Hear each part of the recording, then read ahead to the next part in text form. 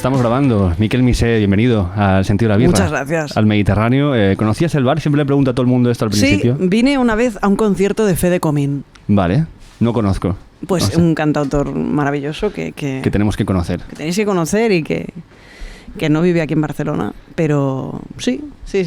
Bueno, has pasado por aquí. Es la única vez que has estado. ¿No ¿Te sonaba el bar? Más o menos sí, no te ha costado. Famoso, es una institución. Sí, sí, pero es que no soy muy de cultura de bar, tengo que reconocerlo. Vale, ¿tú eres de aquí, siempre de Barcelona o de alguna otra parte? Sí, no, soy de Barcelona. Nacido, criado en Barcelona. Todo. Guau. Ok. No está mal, ¿no? No está mal. ¿Y cómo empiezas a meterte en la sociología, en la idea de empezar a estudiar a la gente? Porque bueno, vamos a hablar un poco también de qué haces al principio de todo, ¿no? Cuando te dicen, ¿tú qué haces? ¿Tú qué eres? ¿Qué dirías? Es una pregunta súper difícil de contestar. Vale, la sigue en plan de, bueno, mira, para que me dejes tranquilo y puedo seguir hablando con... Cuando tengo que dar mi biografía para un programa de una conferencia, digo que soy sociólogo y que soy activista trans. Y cuando me preguntan más concretamente de qué trabajo, digo que soy consultor y formador en diversidad sexual y de género, sobre todo en temas de políticas públicas, pero desarrollo también algunos pequeños proyectos relacionados con estos temas. Pero sí, mi ámbito de trabajo es la cuestión de la diversidad sexual y de género desde distintos puntos de vista. Pero claro, como es un ámbito que hasta hace no tanto tiempo no era un ámbito profesional, pues a veces a la gente le cuesta un poco imaginarse, bueno, ¿pero qué hace esta persona, no? Realmente.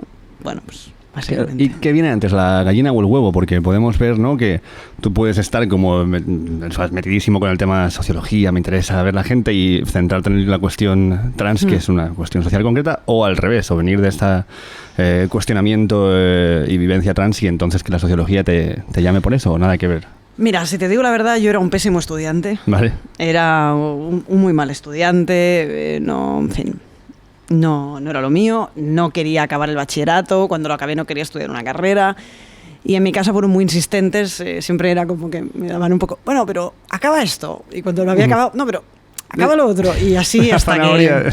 Exacto, entonces yo no sé ni cómo me matriculé, puse distintas carreras, pero la verdad es que para mí la sociología era una palabra muy extraña del listado de carreras que se podían hacer, la puse entre otras.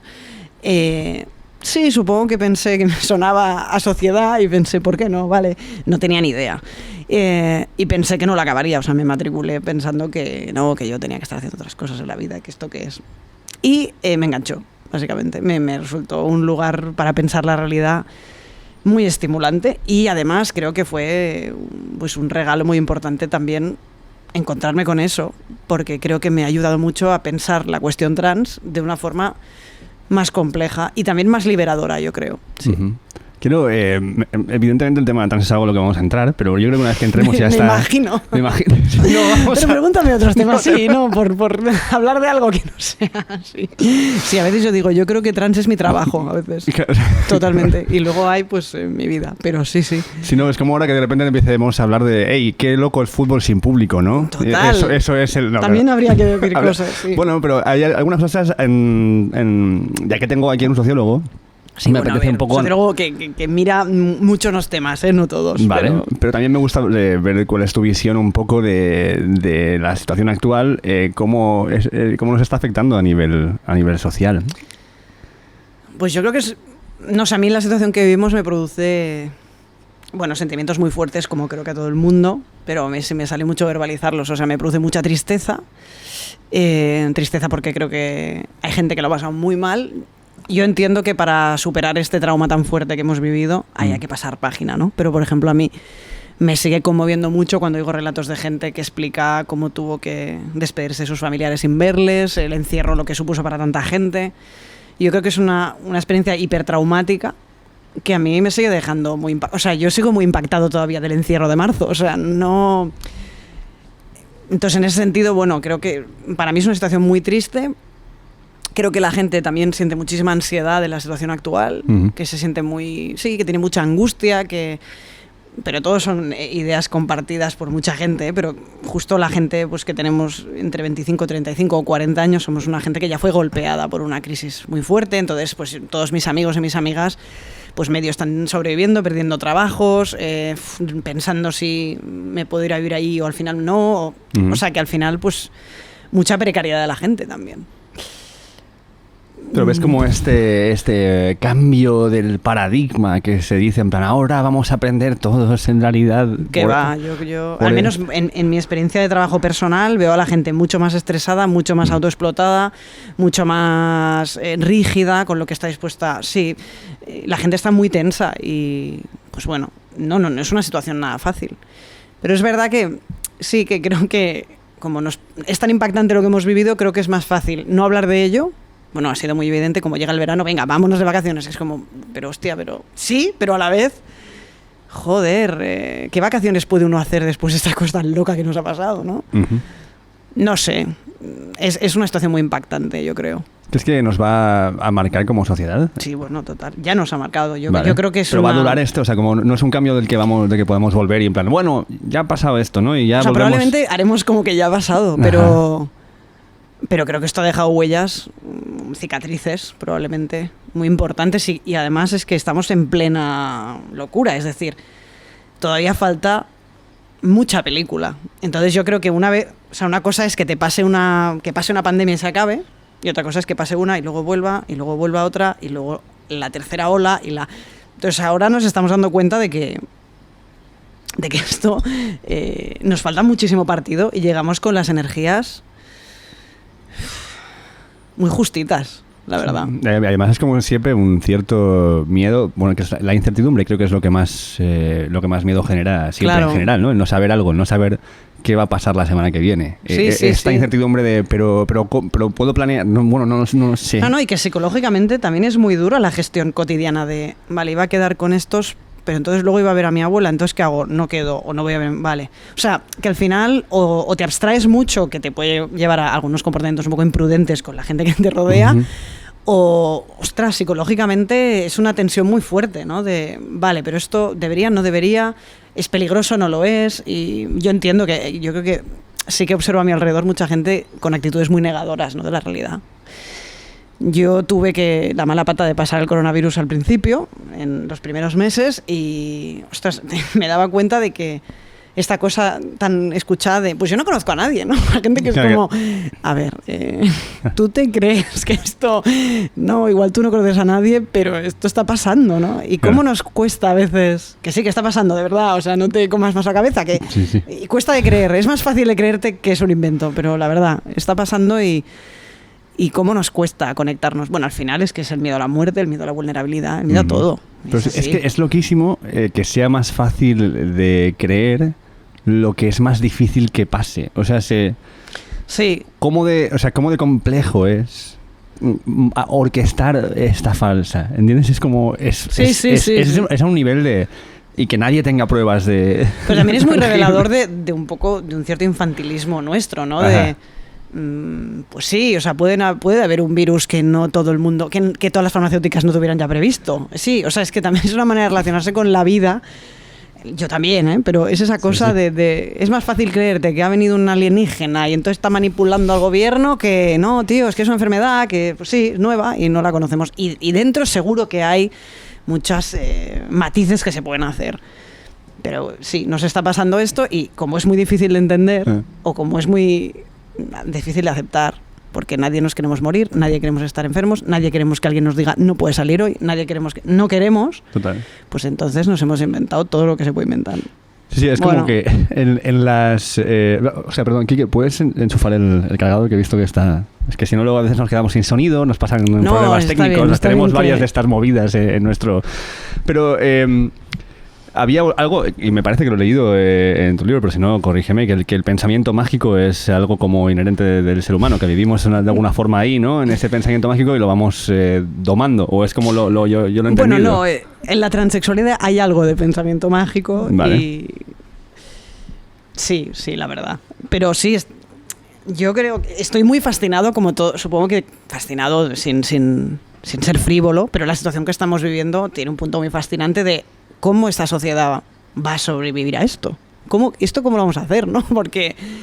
Y tengo curiosidad y a veces también miedo de ver cómo se resuelve, pero desde luego es un reto extraordinario, que probablemente se resuelva con psicofármacos más que con revoluciones, pues por desgracia, pero a ver cómo salimos de esta. Igual la revolución está en las consultas psiquiátricas y psicológicas de los bueno, próximos años. Ellos ya hablan de eso, ¿no? De la epidemia después de la epidemia, que es una epidemia gigantesca de depresión y ansiedad, que es otro tabú fantástico de nuestra sociedad.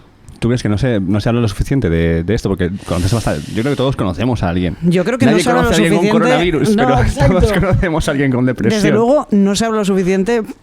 O no sé si se habla, pero creo que se tendría que hablar más y sobre todo desde dónde se habla, porque los grados de culpa que genera tener ansiedad y depresión, como si tú estuvieras fallando en algo, para empezar fallándole al mercado de trabajo, pero luego a ti mismo, como pareja, como amigo, como hijo, como padre, en fin, sí. O sea, tenemos un problema grave con este tema. ¿Y por qué ese ímpetu en mirar para el otro lado? O sea, no es más fácil, ¿no? De decir, mira, está pasando esto, ¿cómo lo arreglamos? Porque ¿no? yo creo que todos Parecería. tenemos nuestras verdades en base a las cuales sobrevivimos. O sea, esta vida es muy difícil y entonces cada uno se hace un relato para sobrevivir. Y supongo que te rompan el relato de una forma tan descarnada, porque claro, una cosa es verlo en una película y otra cosa es ver a tu presidente del gobierno súper serio en la tele diciendo tenemos que combatir al enemigo, hay un estado de alarma inminente, no salgas de tu casa. Claro, eso es muy impactante para la gente. Entonces, bueno, esto te quiebra tu relato y ahí lo que es interesante es ver cómo cada uno se ha montado su película para sobrevivir a esta situación dramática.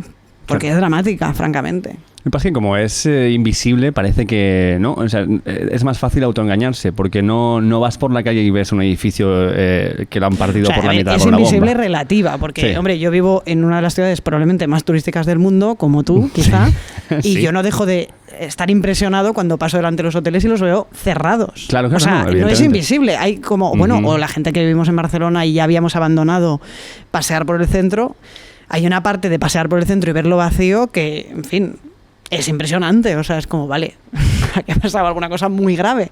O sea que sí, no hay edificios en llamas, pero hay, en fin, bueno, yo qué sé, hay muchísima más gente pidiendo por la calle, por ejemplo, ¿no? O sea, hay cosas que están pasando a nuestro alrededor, podemos elegir no verlas, pero... Y más que pasarán, ¿no? Lamentablemente yo creo que el tema de la crisis económica y las pérdidas de empleo va a ser muy impactante y... Pues otra vez, ¿no? A ver cómo sobrevivimos a esta otra vez. Pero además también ¿no? la ansiedad de la anticipación creo que también es algo de ahora, de hecho, sabes que viene. Sí. ¿No? Es como que estás en cuando lo de Tahití, ¿no? Como, Sí. y tú imaginas, es como si de alguna forma estamos todos enterrados en la arena de la playa. Está llegando. Esto de jugar, ¿no? A enterrar Sí, y te sí. entierran hasta la cabeza y ves la ola y en plan, es que, ¿y qué haces? Da igual cuánto la aguantes. Es que Sí. te la vas a comer. No, y aparte que no es la primera. Claro. Ni siquiera como crisis, ¿no? Entonces, sí, a mí me pasa mucho con el coronavirus, que creo que, bueno, claramente debe ser de formación profesional, vital o lo que sea, que creo que el coronavirus se parece mucho a la transexualidad. Hostia, Porque- bueno, ya está. Me parece el puente perfecto para abordar... Estabas esperando a ver cómo podíamos ¿Cómo entramos? cambiar de tema. Estaba pensando, bueno, Ya. está muy bueno esto, ¿cómo hacemos? No, ya está, bienvenido sea. O sea, Porque todo el mundo querría saber la verdad del coronavirus. Ajá. Todo el mundo querría saber, pero ¿cuándo hay coronavirus y cuándo no? ¿Cuándo empieza? ¿Cuándo acaba? ¿Desde cuándo se sabe? ¿Hasta cuándo dura? ¿Cómo se puede curar? ¿Cómo no? Ya, pues ¿sabes qué? Que no se puede saber. Ujú. Igual en algún momento se puede saber, pero la transexualidad tiene una cosa también muy de... Nos gusta mucho saber a ciencia cierta, ¿esto es así? Sobre todo cuando uno inicia una transición. ¿Esto es así? ¿Estoy haciendo bien, doctor? ¿Soy un auténtico hombre o qué? Y pues es que, en fin, no está claro. Ujú. Y creo que lo que... O sea, a mí me hace mucha gracia porque la gente con el coronavirus expresa mucho el malestar de la incertidumbre. Es decir, pero, ostras, es que la PCR sí, pero no. Falso positivo, falso negativo. Luego el anticuerpo que lo puedes haber tenido y no tener anticuerpo. O sea, hay tantas incertezas que la gente, o incertidumbres que la gente al final colapsa, ¿no? Ujú. Y creo que con la transexualidad es un poco lo mismo. Lo que pasa que la gente está mucho menos dispuesta a escuchar eso. A la gente le cuesta, o sea, no le gusta que le digas, mira, es que lo de ser un hombre o una mujer, pues no es tan evidente. Claro, no. Ujú. Entonces yo digo, bueno, pues ahora me viene muy bien, porque cuando la gente me dice, pero ¿cómo que no es tan evidente? Yo puedo decir, bueno, pues es como el coronavirus, o sea, no está tan claro cuando sí, cuando no, en fin, no es evidente. Ujú. Si es que el género es un virus, Si es que el género es un virus. también, pero bueno, Entonces, vale. ya bueno, está, fácil, ¿eh? Facilísimo. Lo tienes muy fácil. Entonces vayamos a eso, ¿no? Porque pareciera que vivimos en un momento donde... No, está clarísimo. ya está claro lo que tienes que pensar y lo que tienes que decir y Sí. cómo te tienes que comportar enfrente a alguien trans y lo que tienes que asumir. ¿Qué sería? Bueno, te digo lo que... ¿Qué sería tú desde el otro lado lo que crees que tendrías que asumir y yo no sé saber, yo no sé si es lo que yo, porque quizás yo antes te podría haber dicho esto desde mi propia percepción, pero ahora me he leído este libro que luego vamos a hablar. Hemos perdido la entrevista originaria. Claro, ahora es en plan de vale. Entonces, ya no le puedo preguntar eso. Entonces, pero te voy a decir lo que creo que cualquiera de mi grupo de amigos generalmente, ¿no? Sin ser ni activistas ni especialmente, o sea, simpatizantes, pero quizás no militantes de la... No, el sentido común. Exacto. El sentido común Lo de la que digamos, transexualidad, sí. No quiero crear problemas a nadie y ser aceptante con todo el mundo. Lo que pienso, ¿no? Sí. Es que podríamos decir que bueno, que hay gente que es hombre y hay gente que es mujer. Y que hay gente que nace hombre en un cuerpo de mujer y hay gente que nace mujer en un cuerpo de hombre y que ya está, que no pasa nada. Este es un gran sentido común, Ajá. trans, sí. Exacto, pero no es tan fácil, me parece. Bueno, es una interpretación posible de la realidad. Vale. También te digo que estoy a unas alturas del partido en las que yo tampoco ya sé qué pensar. Vale. Es decir, que ese relato es bastante funcional. O sea, ofrece preguntas y respuestas, problemas y soluciones. Entonces es un relato muy cerrado. Por eso ha tenido éxito. Claro, por eso es el que está Sí. comúnmente compartido. La cuestión es... bueno, no, tampoco sé cuál es la cuestión. O sea, ese es un relato disponible. Ujú. Yo diría que tiene que haber lugar para que puedan haber otros. Vale. O sea, sí que tiene que haber lugar para poder cuestionar este relato no como el único. O sea, para poder entender que esa es una manera de interpretar la realidad, Ujú. pero puede haber otros enfoques posibles de esa misma realidad. Vale. Básicamente, creo que tiene que haber espacio para poder combatir lo que yo y mucha otra gente llaman el esencialismo de esas ideas. Ujú. Es decir, que la gente nace hombre o mujer y la gente trans simplemente, no, es que han nacido hombres y mujeres, pero en un cuerpo que no era, pero nacieron hombre o mujer. Ujú. Bueno, eso es una idea, una manera de entender hombre y mujer, bueno, pues bastante cincuentera, podemos decir. Vale, Pero- pero válida, pero no lo sé yo qué es ser un hombre o Claro, una eso, mujer. Eso iba a ser una de mis preguntas, ¿no? ¿Qué es eso? O sea, tú y yo somos lo mismo, pues... ¿En qué? Es decir, en la lógica de que yo en algún punto de mi vida decidí vivir como un hombre, Ujú. decidí, comillas, comillas, comillas, ¿no? Pero para explicarlo rápido, Sí. pero yo nunca he estado viviendo un rato en un cuerpo como el tuyo para saber si lo que yo sentía era eso, o qué sentías tú, o si tú sientes algo por el hecho de ser un hombre. Ujú. O sea, cuando decimos que nos sentimos hombres y mujeres, ¿de qué estamos hablando? Y aquí, claro, cada uno tiene pues una percepción bastante subjetiva. O sea, hay algunas cosas que son estereotipos sociales y están marcadas, Ujú. pero luego es un misterio maravilloso también, ¿no? Pero no hay como... Vale, en este tema lo que yo siento muchas veces al hablar es un poco como el juego Operación, ¿sabes? Este en el que tenías el tal y ibas sacando las cositas Ujú. y si tocabas un borde o algo, pues la nariz se ponía roja y pitaba, ¿no? Mec. Entonces, Sí. siento que lo que pasa con esto es que en lugar de la nariz roja y pitar es la palabra transfobia. Y a la que cuestionas uno de los preceptos más aceptados que pueda haber sobre cómo está a gusto cierta parte del colectivo trans con cómo está a gusto cierta parte de la sociedad, si tocas eso un poco, transfobia. Mira, respecto a eso te voy a proponer dos reflexiones. La Vale. primera es que en esta entrevista en concreto, Ujú. yo creo que tú tienes que poder decir todo lo que pienses. Seguramente tú no dirás todo lo que piensas porque estás expuesto a la reacción de la gente en las redes de este vídeo que circulará, pero en relación a mí mismo, a mí me gustaría que tú supieras que no hay nada que no puedas decir y que yo no tengo ninguna duda de que ninguna de las cosas que tú me vas a decir tienen que ver con tu transfobia. O sea, no, creo que eres un tío que le genera interés este tema y que quieres hablar de él y que estaría muy bien que pudieras decirme lo que me quieres decir o las dudas que te genera o cosas que quisieras compartir, que me las pudieras decir libremente. Ujú.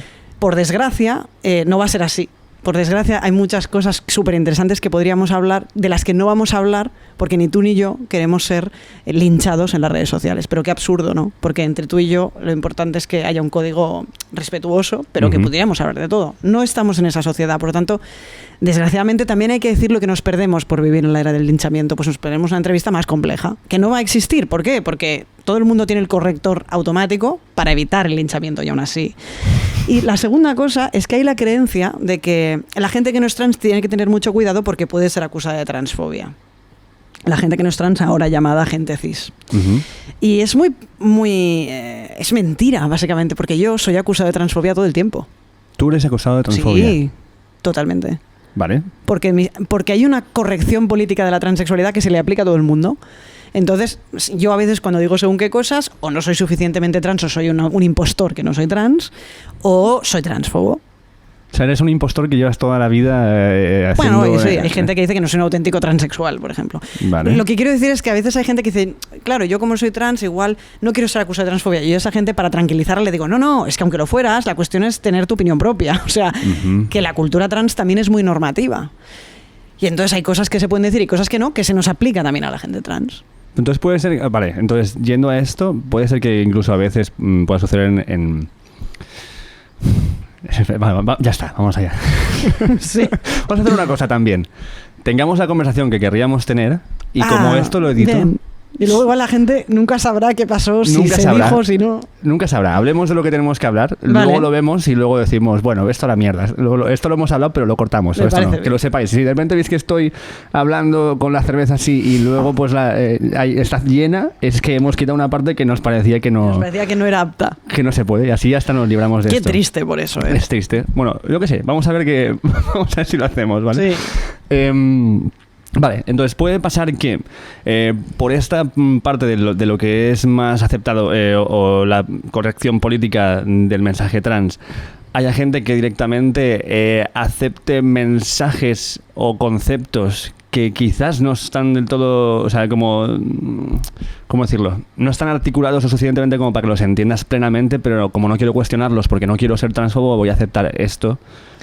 Sí, yo no sé si es tanto que la gente llegaría a cuestionar cosas, pero hay veces que la gente, hay cosas que no entiende.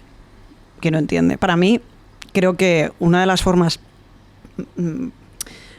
principales herramientas para combatir la transfobia, de las más importantes, es acotar muy bien qué quiere decir la transfobia. Eso es muy importante. Para mí es muy distinto alguien que francamente está incitando al odio contra las personas trans o que le parece bien que se vulneren los derechos de las personas trans y entonces hace apología de ello. Es decir, todo esto sería un catálogo de posiciones posibles.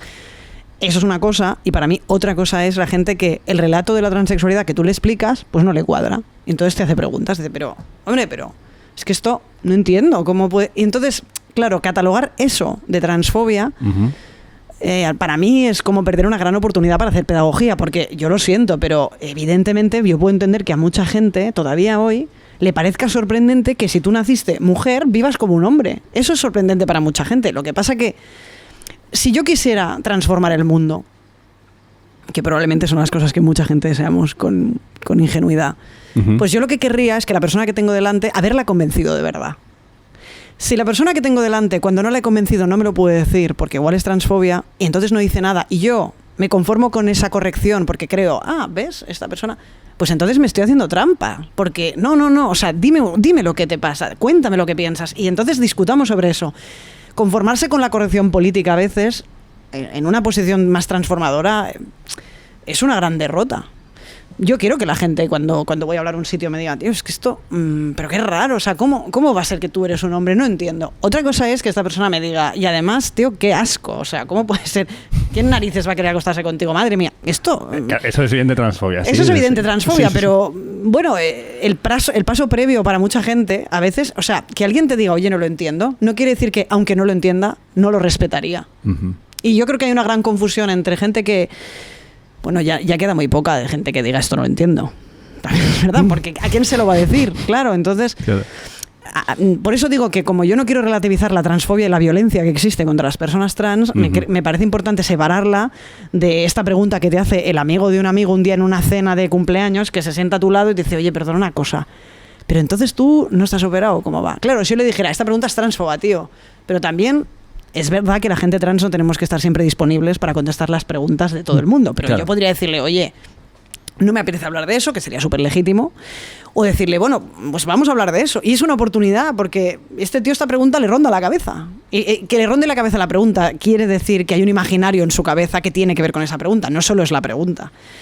Entonces yo entiendo que la gente no tenga por qué estar haciendo pedagogía todo el tiempo. Yo muchas veces, a mí también me pasa que estoy en contextos en los que me gustaría poder no ser trans durante 5 minutos.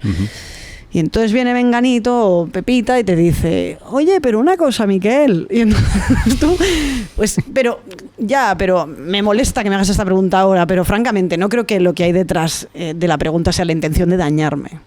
Y creo que ahí hay que afinar mucho más. Hay que afinar más. Yo en general creo que es muy importante hacer pedagogía. Sí lo creo. Porque el tema trans no es un tema evidente. Entonces sí podríamos decir a la gente, aceptarlo, es así, punto, no se pregunta. Esto es así, ¿por qué hay que preguntar? No se pregunta. Pero ¿sabes qué? Que la gente se hace preguntas. Es que parece muchas veces de partes de ciertas secciones del activismo trans es esto es así. Ya está. Bueno, porque también el activismo trans, que es chiquitito en nuestro país, que se parece que una cosa muy grande porque hay mucha gente en Twitter, pero es muy pequeñito. Le han pasado muchas cosas en los últimos años. Yo creo que en los últimos 10 años ha habido una revolución bestial en relación a la cuestión trans. Es decir, hace 10 o 15 años había una ausencia total de referentes. Había muy pocos y además estaban muy vinculados a algunos sectores sociales. 10 años después ha habido un estallido de la visibilidad trans que en la cuestión gay y lésbica se ha dado mucho más espaciada en el tiempo. Como ha habido un estallido de lo trans, también ha habido un estallido de los movimientos trans, ¿no? Que coinciden además en el tiempo en un momento en el que se entiende también el activismo como una suerte de gente que a través de sus redes sociales se posiciona políticamente, que no sé si es exactamente activismo para mí. Entonces, cuando hoy hablamos del activismo trans y de que tiene una gran capacidad censora, si lo pensamos bien, el activismo trans es bastante insignificante. Y yo siempre le digo a la gente, dime 5 autores trans españoles y autoras trans. No. Claro, o sea, dime 5 voces públicas de la transexualidad en este país que sean interlocutores tomados en serio por los medios, por los partidos políticos, por la cultura. Francamente. Entonces, hay mucha gente en Twitter haciendo mucho ruido, es verdad, pero yo no sé si tenemos que tomar eso como el activismo trans. Y pasa con este tema y pasa con otros. Pero, es decir, para mí el activismo es gente que tiene una propuesta política, que está queriendo definir el mundo de una manera, proponer algo, proponer estrategias. Yo soy consciente que hay mucha gente tuiteando en torno a lo trans como portavoces de la transexualidad. Y yo soy muy respetuoso con que hagan eso. Pero a mí me parece que la foto que tomamos desde fuera hay que medirla mejor. Porque no niego los efectos que tiene toda esta gente diciendo según qué cosas, O sea, no, creo que... Pero, es decir, tendríamos que abrir un subapartado que es que a mí me preocupa muchísimo la deriva que toma la política en las redes sociales, por decirlo rápido. Vale. Y entonces en lo trans, pues es un caso paradigmático, que es como el movimiento trans, pero joder, el movimiento trans es muy pequeño y la mayoría de los activistas y las activistas trans que yo conozco es gente que se parte el lomo muchas veces por hacer pedagogía, Entonces, ahora hay una turba de voces en Internet, la mayoría anónimas, y tenemos que responder por ella los activistas de carne y hueso. Y ahí hay un punto que digo, bien, eso tiene un efecto político importante, pero creo que hay que encuadrar más la foto y tomar eso como lo que es. ¿Qué es? Pues una gente que creo que tiene mucha libertad para hablar en las redes sociales y para decir cosas, pero que luego cuesta que articulen propuestas políticas más complejas. Y luego creo que estas redes sociales, Twitter, por ejemplo, que a mí es una red social que me parece súper problemática y preocupante, y yo soy un activo total para pedirle a la gente que abandone Twitter. O sea, creo que no, hay que cambiarlo desde dentro. Está lleno de bots, está lleno de robots, sí, o sea, ¿y por qué ibas a tener que tú combatir con los alienígenas? No lo sé. En cualquier caso, creo que Twitter favorece dinámicas de linchamiento, dinámicas de lo poco complejo. O sea, todo el debate que se está teniendo en este país en el feminismo en torno a la cuestión trans es un debate enormemente complejo. No puede resolverse en batallas, digamos, de tweet. No puede, es imposible, requiere muchísima complejidad. Pues ahí se está resolviendo. Entonces, claro, yo digo, vale. Claro, pero entonces también aquí se O un poco se desvirtúa el concepto de activismo, ¿no? Porque sí, total, está en disputa qué es el activismo. Bueno, entonces, sí. De hecho, mi propia percepción es de que de estas personas, conforme más visibilidad tienen y más vocales son, en realidad están ejerciendo de activistas. Pero sí. Tú no lo contemplas como activismo. No, probablemente es una forma de activismo, pero que a mí me genera mucho ruido. Es decir, primero porque al final es una subcultura muy fuerte, pero hay mucha gente en este país, muchísima, que no tiene Twitter. Y que no lee Twitter, y que no está en los debates de Twitter. O sea, mucha gente. Más que la que está en Twitter. Es que es muy pequeña la gente que está en Twitter. O sea, en este país viven más de 40 millones de personas. En Twitter hay muy poca gente. Uh-huh. Pero eso ha tenido la capacidad de definir la realidad. Lo que pasa en Twitter es una muestra de la realidad. No. No, es una muestra de la gente que sigue determinadas corrientes políticas, determinados movimientos que tienen mucho ejercicio activo en Twitter, pero no sé, o sea, yo si quisiera hablar con la pescadera de la plaza donde vivo, no me podría guiar por los debates de Twitter, porque esa señora, o sea, el sujeto del feminismo, la autodeterminación del sexo y J.K. Rowling, es que me explicó, es que no va por ahí. Y esa gente también es la gente con la que uno vive. Entonces, al final, digo, es verdad, o sea, hay una rueda de hámster gigantesca en la que se tienen unos debates fuertísimos. Además, cuidado, hay gente que vive de eso. Claro. Algunos de los actores y de las actrices que intervienen en el debate de Twitter son su propio producto. Totalmente. Lo cual eso también es complejo, ¿no? Porque hay gente que gana dinero en función de si lo que dice tiene más retweets y ahí... Bueno, pero por ejemplo, en el caso de la transexualidad, antes de hablar de esto... Ya, es que te estoy avasallando aquí de... Que va, no, esto es exactamente lo que se espera en este programa, así que no. Además que siempre digo, bueno, aparte, Kike, ponme una vida cuando vas, que cuanto más hablas tú, menos trabajo yo, o sea que eso siempre está de Soy puta fácil madre. de entrevistar en ese sentido. Sí, es verdad, adelante. Pero también en esta visibilización, ¿no? De la que hablábamos muy abrupta, esta explosión de trans tal, es más la mujer trans que el hombre trans generalmente, quien aparece más en medios o quien tiene más repercusión mediática, social e incluso más esta participación en los debates de Twitter y en los linchamientos. ¿Por qué?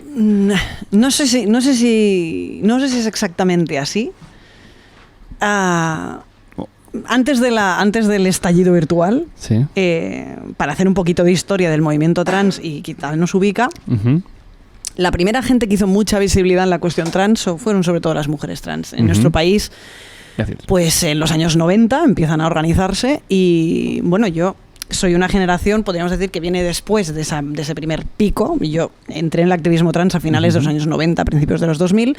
Entonces, todas las personas que yo tenía como por delante, las personas que a mí me inspiraban, eran mujeres trans y la amplia mayoría trabajadoras sexuales.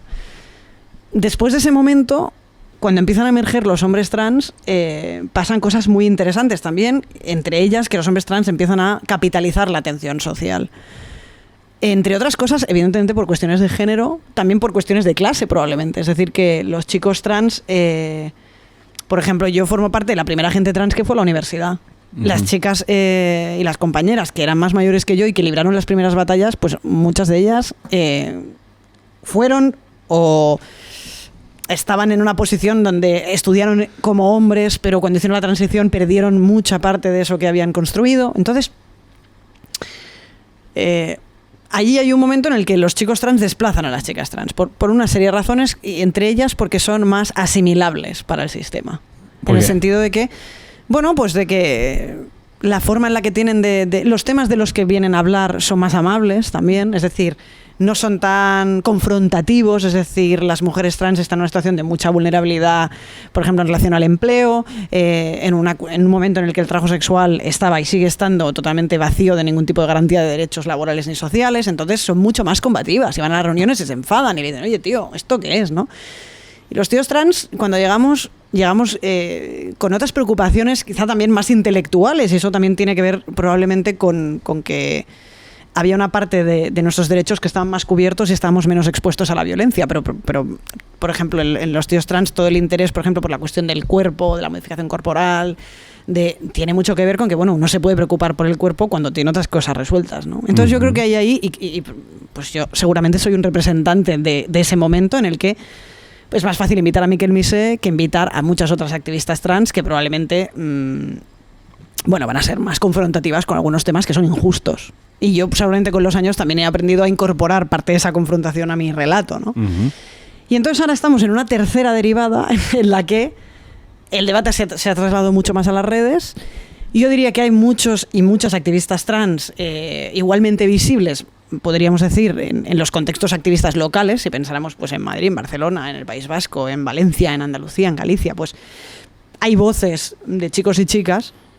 Pero es verdad que en las redes parece que hay una sobrerepresentación de las mujeres trans. Y eso creo que también tiene que ver con que son las que están siendo más interpeladas. O sea, en el debate parece que hay una guerra y el tema es, bueno, ¿qué pasa con las mujeres trans? Y los tíos trans, da igual, esto da igual. Es exactamente, claro. Que es como, bueno, da igual o no sé exactamente qué quiere decir, ¿no? Ese, no sé si es un desinterés o que, bueno, como al final son tíos. A mí me pasa, antes no me pasaba, que cuando voy a un sitio, antes yo era una activista trans, entonces pues la gente me escuchaba lo que tenía que decir en tanto que activista trans. Y ahora a veces me pasa que voy, lo cuento y me dicen, sí, pero total, tú eres un tío. Y es como, es decir, que el hecho de que yo ahora sea trans, pero también de todo lo trans sea un tío, ahora también es algo que me asimila a esos seres que son los tíos despreciables, ¿no? Entonces al final este tío dice esto, pero total, es un tío. O sea, que tampoco... que tiene mucho que ver también con derivas muy identitarias del feminismo. O sea, la cosa se ha complicado bastante. No sé, igual, a la vez, no sé si las mujeres trans están teniendo más escucha real. No sé si... Sí, tengo dudas sobre eso. ¿Les está teniendo más escucha de la gente hacia ellas? Sí, o sea, no sé si el mundo francamente las toma en serio. O sea, si realmente tendría una discusión política compleja, las invitaría a un congreso, las invitaría a hacerles una entrevista, las invitaría... O sea, hay un punto que sí, hay todo este ruido... pero todavía hay un estigma súper potente en torno a la idea de las mujeres trans. ¿Cuál es? Bueno, persistente totalmente, que son una gente que viene de unos submundos, a saber. Entonces todavía pasa que cuando conoces a una mujer trans, en fin, normal y corriente, como tu vecina, la gente todavía te dice, ah, bueno, no, pero, en fin, también es normal, ¿no? Y eso sigue pasando porque la gente se imagina, pues yo que sé, que esta gente va vestida de drag queen por la calle, claro. que hay un imaginario, todavía hay un imaginario muy estigmatizante.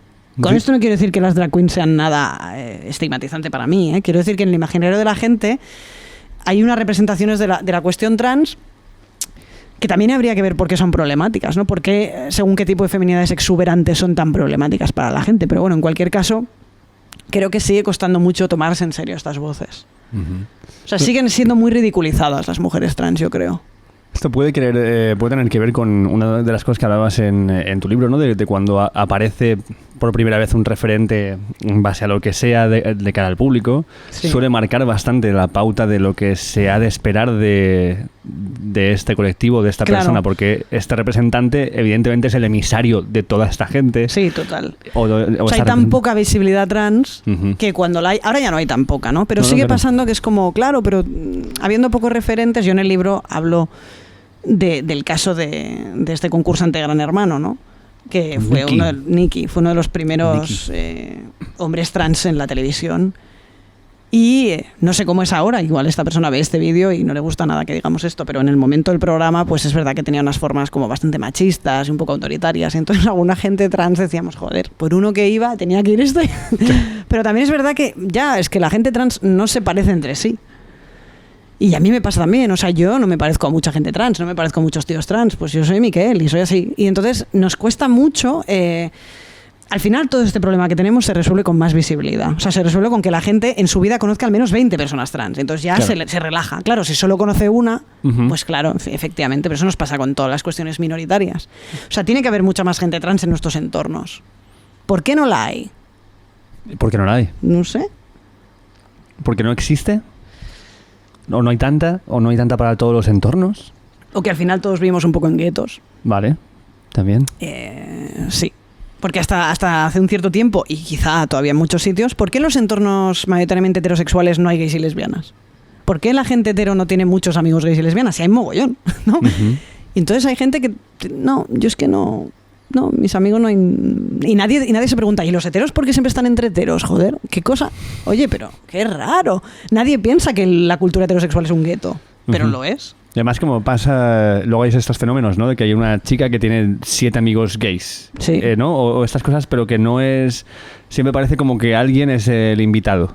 ¿no? Sí, total. ¿Es Yo esto? creo que es un drama, aunque lo entiendo, que vivamos tan separados. O sea, creo que tendríamos que mezclarnos mucho más. Mucho más. Y bueno, lo hacemos como pues en el empleo, ¿no? En el mundo laboral pues nos mezclamos con gente que no serían nuestros amigos.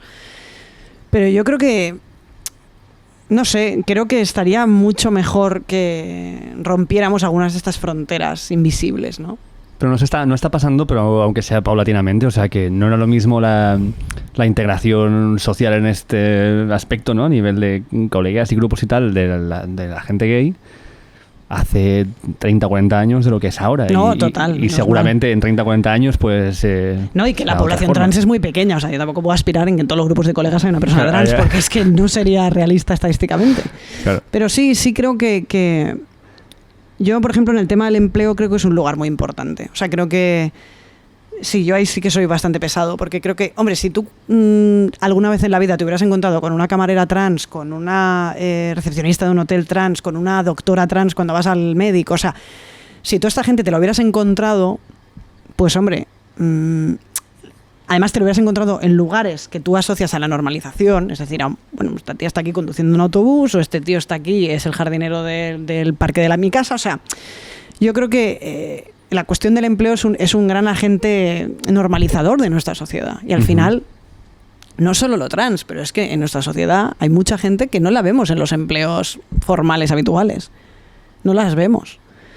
Y yo creo que eso también tiene que hacernos pensar, ¿no? Hay muchos colectivos minoritarios, que a veces no lo son tanto, que los vemos siempre haciendo un tipo de trabajo, pero otros no. Nunca, jamás. Yo creo que eso también es una dificultad que tenemos, ¿no? Porque esa gente no es que no la tengamos en nuestros amigos, es que no la contrataríamos. Uh-huh. Eso es el tema. Claro. Porque al final es eso, o sea, en este bar, porque no sé, en este bar no tengo ni idea, ¿no? Pero digo, sí, echa mierda, en este lugar, sí. La gente que trabaja, si presentara su candidatura a una persona X, sí, ¿la contratarían? Y muchas veces, no, si yo tengo ningún problema, pero bueno, no sé. Y ahí te das cuenta de que, bueno, no las tendríamos como colegas porque probablemente tampoco las tendríamos en otros sitios. Uh-huh. Y en el caso de las mujeres trans es muy, muy paradigmático. O sea, hay mujeres trans formadas, es que no es un estereotipo, es una realidad.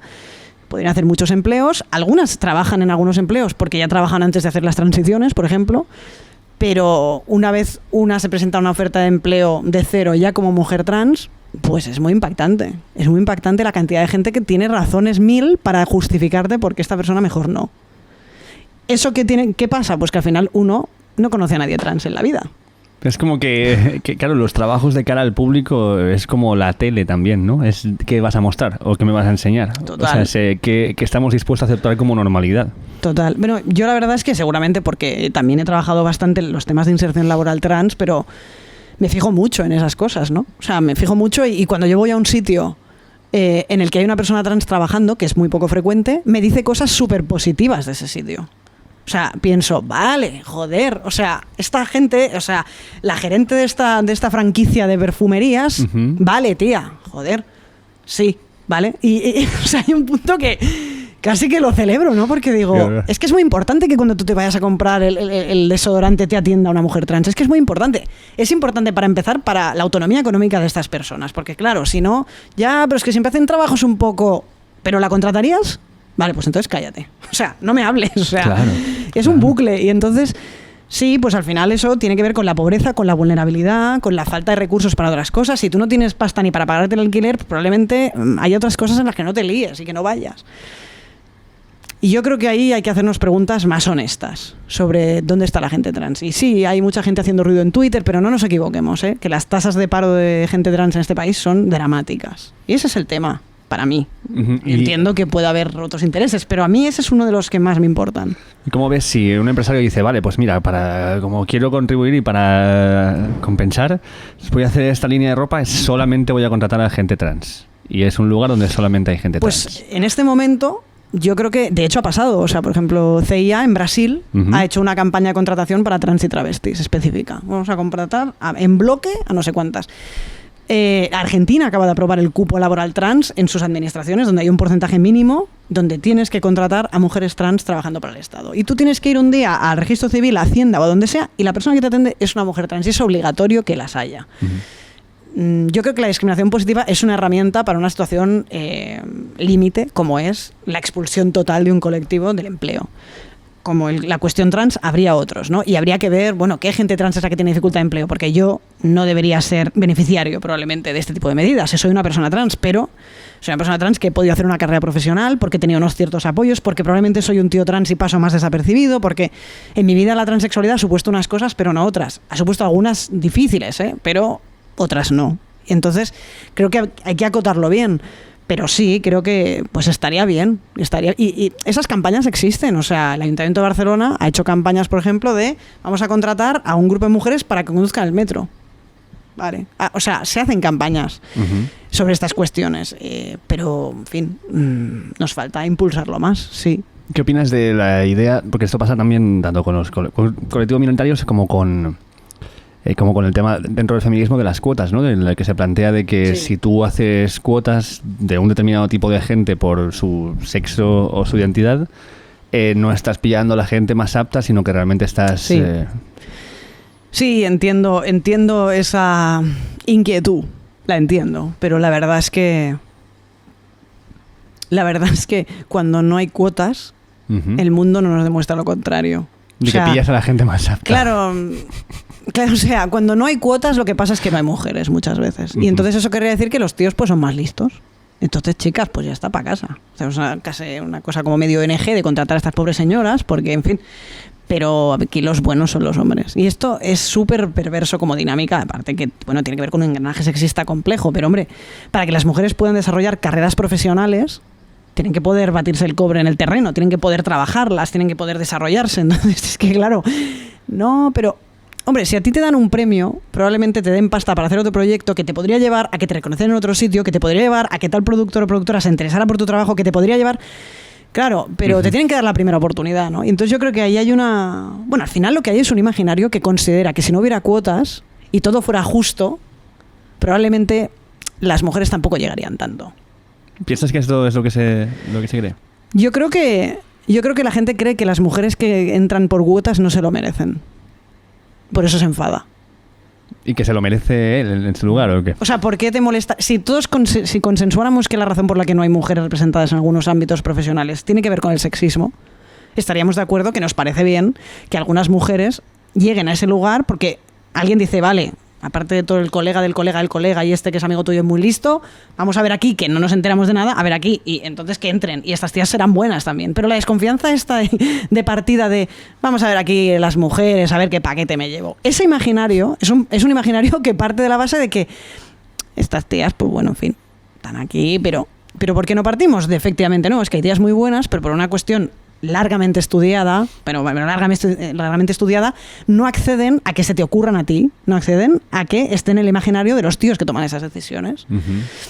Entonces ahí es una idea muy altiva de los tíos que toman decisiones, de que si hubiera una tía buena, yo la conocería. Sí, pues resulta que pues no debes conocer a ninguna tía que sea potente en este ámbito profesional, porque en 20 años no has invitado a ninguna. Pues algo dirá de ti, o dice de las tías. No, creo que dice de ti, tío, que tu cabeza está un poquito segmentada y ya está. De todas maneras, es inquietante que esto no se preocupe tanto. Porque las mujeres tienen que poder ser igual de mediocres que los hombres. Y ya está. O sea, la cuestión de las cuotas no es solo porque tengan que venir las más brillantes, es porque la mediocridad está repartida en el mundo. Pues sí, habrán tías que serán muy buenas en su trabajo y otras que no tanto, y otras que no es su prioridad en la vida, como los tíos. Pero seguimos muy preocupados por, pero ¿y si esta tía igual no es tan buena? ¿Y todos estos? ¿Estos que son muy buenos y muy listos? Pues no. Hay algunos que son buenos, hay otros que no tanto, hay otros que viven de ser colega del otro, y es así. En fin. ¿Y tú, Miguel, eres un hombre o eres un hombre trans? Depende del tiempo que tengamos. El que quieras. Si estoy en un ascensor y tengo 10 segundos, soy un hombre. Vale. Si tengo más tiempo... pues probablemente soy un hombre trans. Y si tengo mucho tiempo, soy Miquel. Vale. Básicamente, porque hombre trans también, pues significa unas cosas, pero tiene muchas limitaciones como concepto.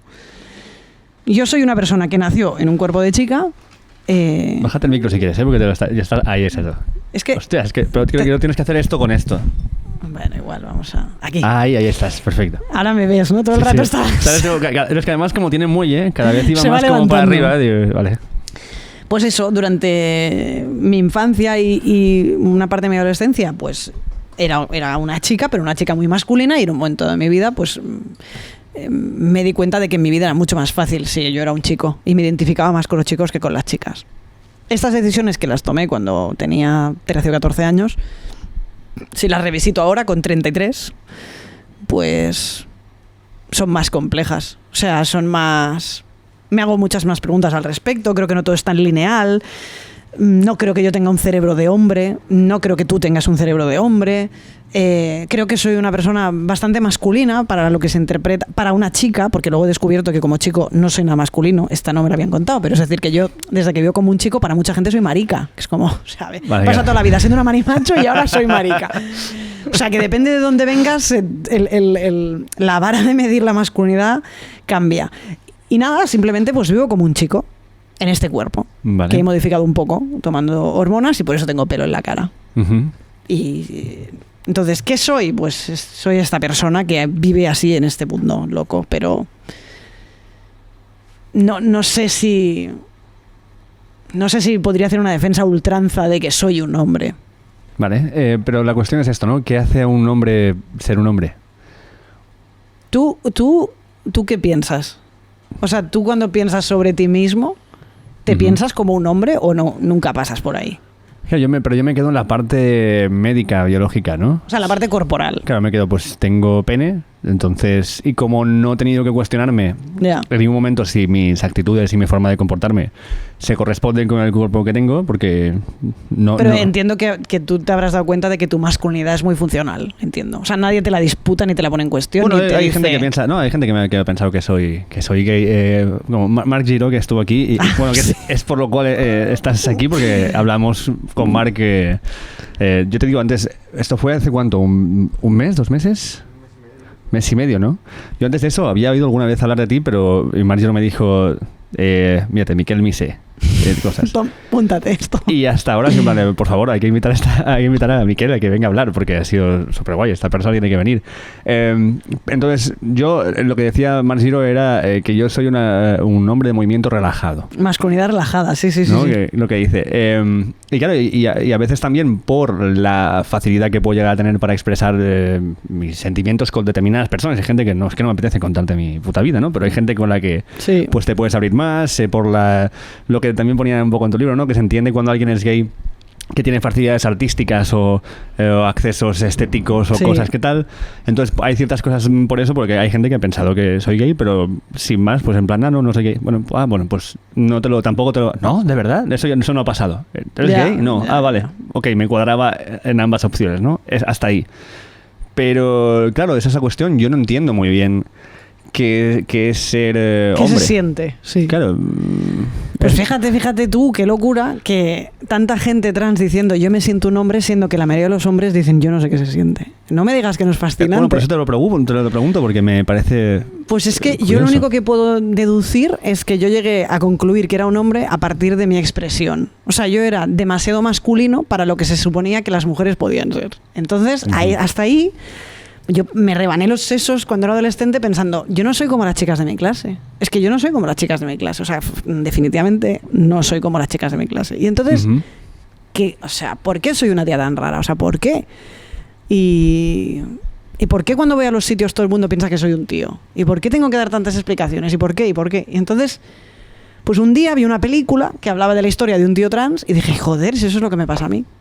Boys Don't Cry, ¿no? Boys Don't Cry, que es sí. una película emblemática para una generación. Además, es una película de la maravillosa, sí. Y entonces, pues es a partir de ahí. Entonces tú podrías decir, entonces si no hubieras visto Boys Don't Cry no se te hubiera ocurrido. Pues no lo sabremos nunca. Nunca lo sabremos. Pero la realidad es que yo llegué a esa situación de pensar, bueno, pues entonces lo que debe pasar es que soy un tío. Pues porque había unos discursos en ese momento, que siguen habiendo, que decía, bueno, puede ser que seas una chica muy, muy masculina y eso podría ser que tenga que ver con que en el fondo seas un hombre en el cuerpo de una mujer. Ese discurso súper funcional, como decíamos al principio, yo me agarré y dije, coño, estas amigas, eso es lo que me pasa a mí. Ahora han pasado 20 años de esa decisión. en las que he vivido como un hombre y me he dado cuenta que también vivir como un hombre hay muchas cosas que digo, no sé, no me identifico. Pero claro, ¿qué vas a hacer, no? Tampoco pues yo como hombre paso desapercibido en esta sociedad, lo cual no es menor. No es menor para lo que estamos hablando, para el empleo, pero también para la vida anónima de la calle, para tantas cosas que ser un chico a los ojos de los demás me ha facilitado muchísimo la vida. Ya no va de si es verdad o no. Es que ya no va de eso. Va de que, bueno, pues en muchos ámbitos de mi vida es mucho más fácil. Entonces no estoy muy apegado a ser un hombre o una mujer, o sea, no estoy muy apegado. Probablemente al principio de mi transición estaba muy apegado. Pero a mí cada vez me interesa más qué sienten los hombres. O sea, ¿qué piensan los hombres de su propia masculinidad? O ¿qué piensan los hombres de los tíos trans, no? Que es una pregunta que tengo ganas de hacerte, ¿no? Es decir, vale. Tú cuando te encuentras con un tío trans, ¿a ti qué espejo te hace eso? O sea, ¿te hace pensar algo de ti, de la masculinidad de los hombres? No. O sea, que eso me inquieta eso, ¿no? Vale, o sea, ¿qué me hace pensar de...? Si pudiéramos decirlo y luego lo podemos contar. Se puede decir, ¿no? Sí. Pero es que, no, a ver, déjame ver si entiendo o igual lo estás que como se me muy plantea, en un... No puedo preguntarme nada porque sería transfobia y ni se te ocurre nada, que también podría ser. No, estoy en esa parte. ¿Qué me hace pensar? Es lo que te digo, ¿no? Me hace pensar que si si alguien puede pasar de ser mujer a ser hombre... que entonces no es algo intrínseco en mí de nacimiento. Si alguien más puede ser algo que de nacimiento en principio se supone que no era, su cuerpo no correspondía con esa identidad, ¿no? Entonces lo que me hace pensar es bueno, joder, es que creo que lo he visto muy bien reflejado en el libro, que es lo de, y porque me lo he pensado muchas veces. Sí, tú lo has puesto en una isla desierta, pero yo he pensado en... Había una... Hago muchos paralelismos a los Simpsons siempre porque me parece es bien. Una maravilla. Vale. Entonces está el doctor Monroe, este doctor loco que siempre hace cosas... aparece en momentos muy puntuales de los Simpsons, siempre haciendo algún invento que no tiene nada que ver, ¿vale? Con nada, y te propone algo... Y es más el principio de los Simpsons. Y hay un momento que el abuelo de los Simpsons ha heredado una fortuna y está viendo a ver qué va a hacer con ese dinero. Y tiene una lista de gente que viene, ¿no? A decirle cosas. Y el doctor Monroe llega y dice... yo quiero hacer una caja aislada donde meteremos a un niño recién nacido, iremos alimentando a través de guantes y de cosas total. Y no tendrá ningún tipo de contacto con nadie, y luego a los 20 años lo soltaremos en el mundo y será un inadaptado social. Lo llamo la caja Monroe, ¿vale? Entonces, ese planteamiento de la caja Monroe, total, con mis colegas en la adolescencia, mira que son 10 segundos en temporadas y temporadas de los Simpsons, pero a mí me ha hecho pensar qué pasaría con esto. Ya no solo a nivel sexual, pero a nivel de muchas cosas, en plan de, no sé... Sí, de códigos de conducta básicos para las relaciones sociales, o sea... Claro, es en plan de, me gustaría el rock, me gustaría vestir de la forma que vivo, me gustaría vestirme... Claro. ¿Sabes? Como si no tuviera un input social constante todos los días... Tú eres un poco sociólogo también. Bueno, yo soy curiosete. Creo que... No, pero la curiosidad de la caja Monroe es muy sociológica, ¿no? Es la inquietud de hasta cuánto de lo que nos pasa tiene que ver con nuestra cultura, ¿no? Claro, y cuánto porque tú naces siendo una cosa, ¿no? Pero y luego a eso le sumo otra movida, que es, un ensayo de Nietzsche súper pequeñito sobre el lenguaje, ¿vale? Sí. Que me flipó. Que lo que dice Nietzsche es como... como la gran mayoría de nuestra realidad no es perceptiva. La gran mayoría de nuestra realidad existe dentro de nuestro cerebro a nivel de conceptos morales, es interpretativa, sociales. Exacto. Claro. Entonces, cuando tú usas el lenguaje, lo estás usando para reflejar algo externo. Así es como nace al principio. Porque al principio no hay una realidad interna. Hay una realidad externa que yo tengo que comunicar porque es más fácil decirte he visto una serpiente que cogerte de la mano, llevarte al bosque y señalarte la serpiente, ¿no? Eso es mucho más efectivo, prevenirte de esto y ponerle nombre a las cosas, ¿no? Ahora bien, cada vez que tú le pones nombre a algo, por lo general, como aparecen los nombres, es que estás eligiendo una característica concreta de esto. Serpiente viene del latín, básicamente viene a significar animal que se arrastra por el suelo, etcétera, ¿no? Y es en plan de todas las características que tiene una serpiente, has elegido esta para darle un nombre. Entonces, de todos los nombres que hay, de las cosas físicas, tú estás eligiendo solamente una cosa para nombrarlos. Cuando te vas al mundo interior y a las cuestiones morales y sociales, es mucho más complejo, porque entonces, de una serpiente mínimo, si tú no entiendes la palabra, te la señalo. Pero ¿cómo te señalo orgullo? ¿O cómo te señalo amor? Si no o cómo puedo. te señalo hombre. Exactamente, ahí voy. Entonces, ¿cómo te señalo lo que es ser un hombre si no tengo el lenguaje para explicarte lo que es ser un hombre? Entonces, eso para mí es la caja Monro. Es, si viviera sin lenguaje, ¿sería un hombre o sería una mujer? Yo creo que serías ajeno a esas dos categorías. Vale. O sea, no te resultarían familiares, bueno, no tendrías lenguaje. No, habría que ver cómo se configura tu mirada sobre el mundo sin lenguaje, ¿no? Que es fundamental, ¿no? Si no has podido hablar con nadie, no sé ni si sobrevivirías si nunca has podido hablar con nadie, ¿no? Eso también es una pregunta. Si un ser humano totalmente aislado desde que nace puede sobrevivir, probablemente no. Probablemente necesitas el contacto social, porque somos seres sociales ante todo. Yo creo que estas preguntas ahora son mucho más complicadas de contestar que hace 20 años, porque la gente trans también es más visible y también la gente trans hace preguntas, ¿no? Entonces yo creo que eso también es muy interesante. Por ejemplo,